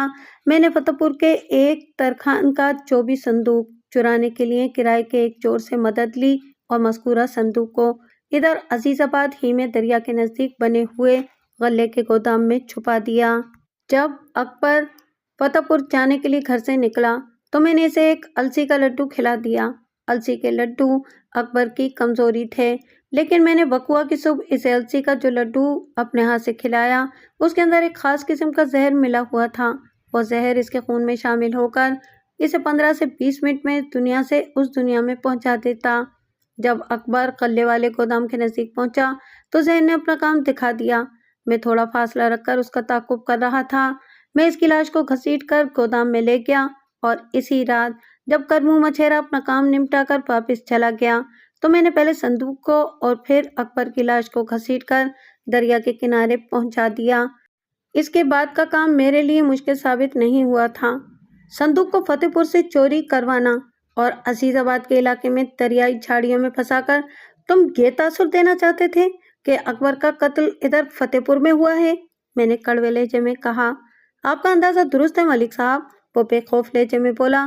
میری خواہش تھی کہ اس قتل کا الزام ملک خدا بخش یا شبنم کے بھانجے مہر سکندر پر آئے، لیکن ان لوگوں کی خوش قسمتی اور میری بدقسمتی سے ایسا نہیں ہو پایا۔ یہ خوش قسمتی اور بدقسمتی کا معاملہ نہیں بلکہ دو عملی کا کھیل ہے رفیق ہو کر، میں نے اس کی آنکھوں میں دیکھتے ہوئے کرخت لہجے میں کہا۔ دو عملی کا کھیل؟ اس نے حیرت اور الجھن کی ملی جلی کیفیت کے درمیان پوچھا۔ یہ دو عملی کیا ہوتی ہے تھانے دار صاحب؟ جب کسی گھر میں یا کسی ملک میں بیک وقت دو افراد کی حکمرانی ہو تو بد انتظامی اور انتشار عروج کو پہنچ جاتا ہے، میں نے سپاٹ آواز میں کہا۔ ایسی ہی صورتحال کو دو عملی کہا جاتا ہے۔ اس کی تفصیل اور وضاحت جیل کی دیواروں کے پیچھے گاہے بگاہے تمہیں حاصل ہوتی رہے گی۔ وہ ایسی نظر سے مجھے دیکھنے لگا جیسے میں نے اسے ڈرانے کے لیے کوئی خوفناک لطیفہ سنا دیا ہو۔ میری بیان کردہ حقیقت اس کے لیے ایک لطیفہ، ایک سنگین مذاق ہی تو تھی۔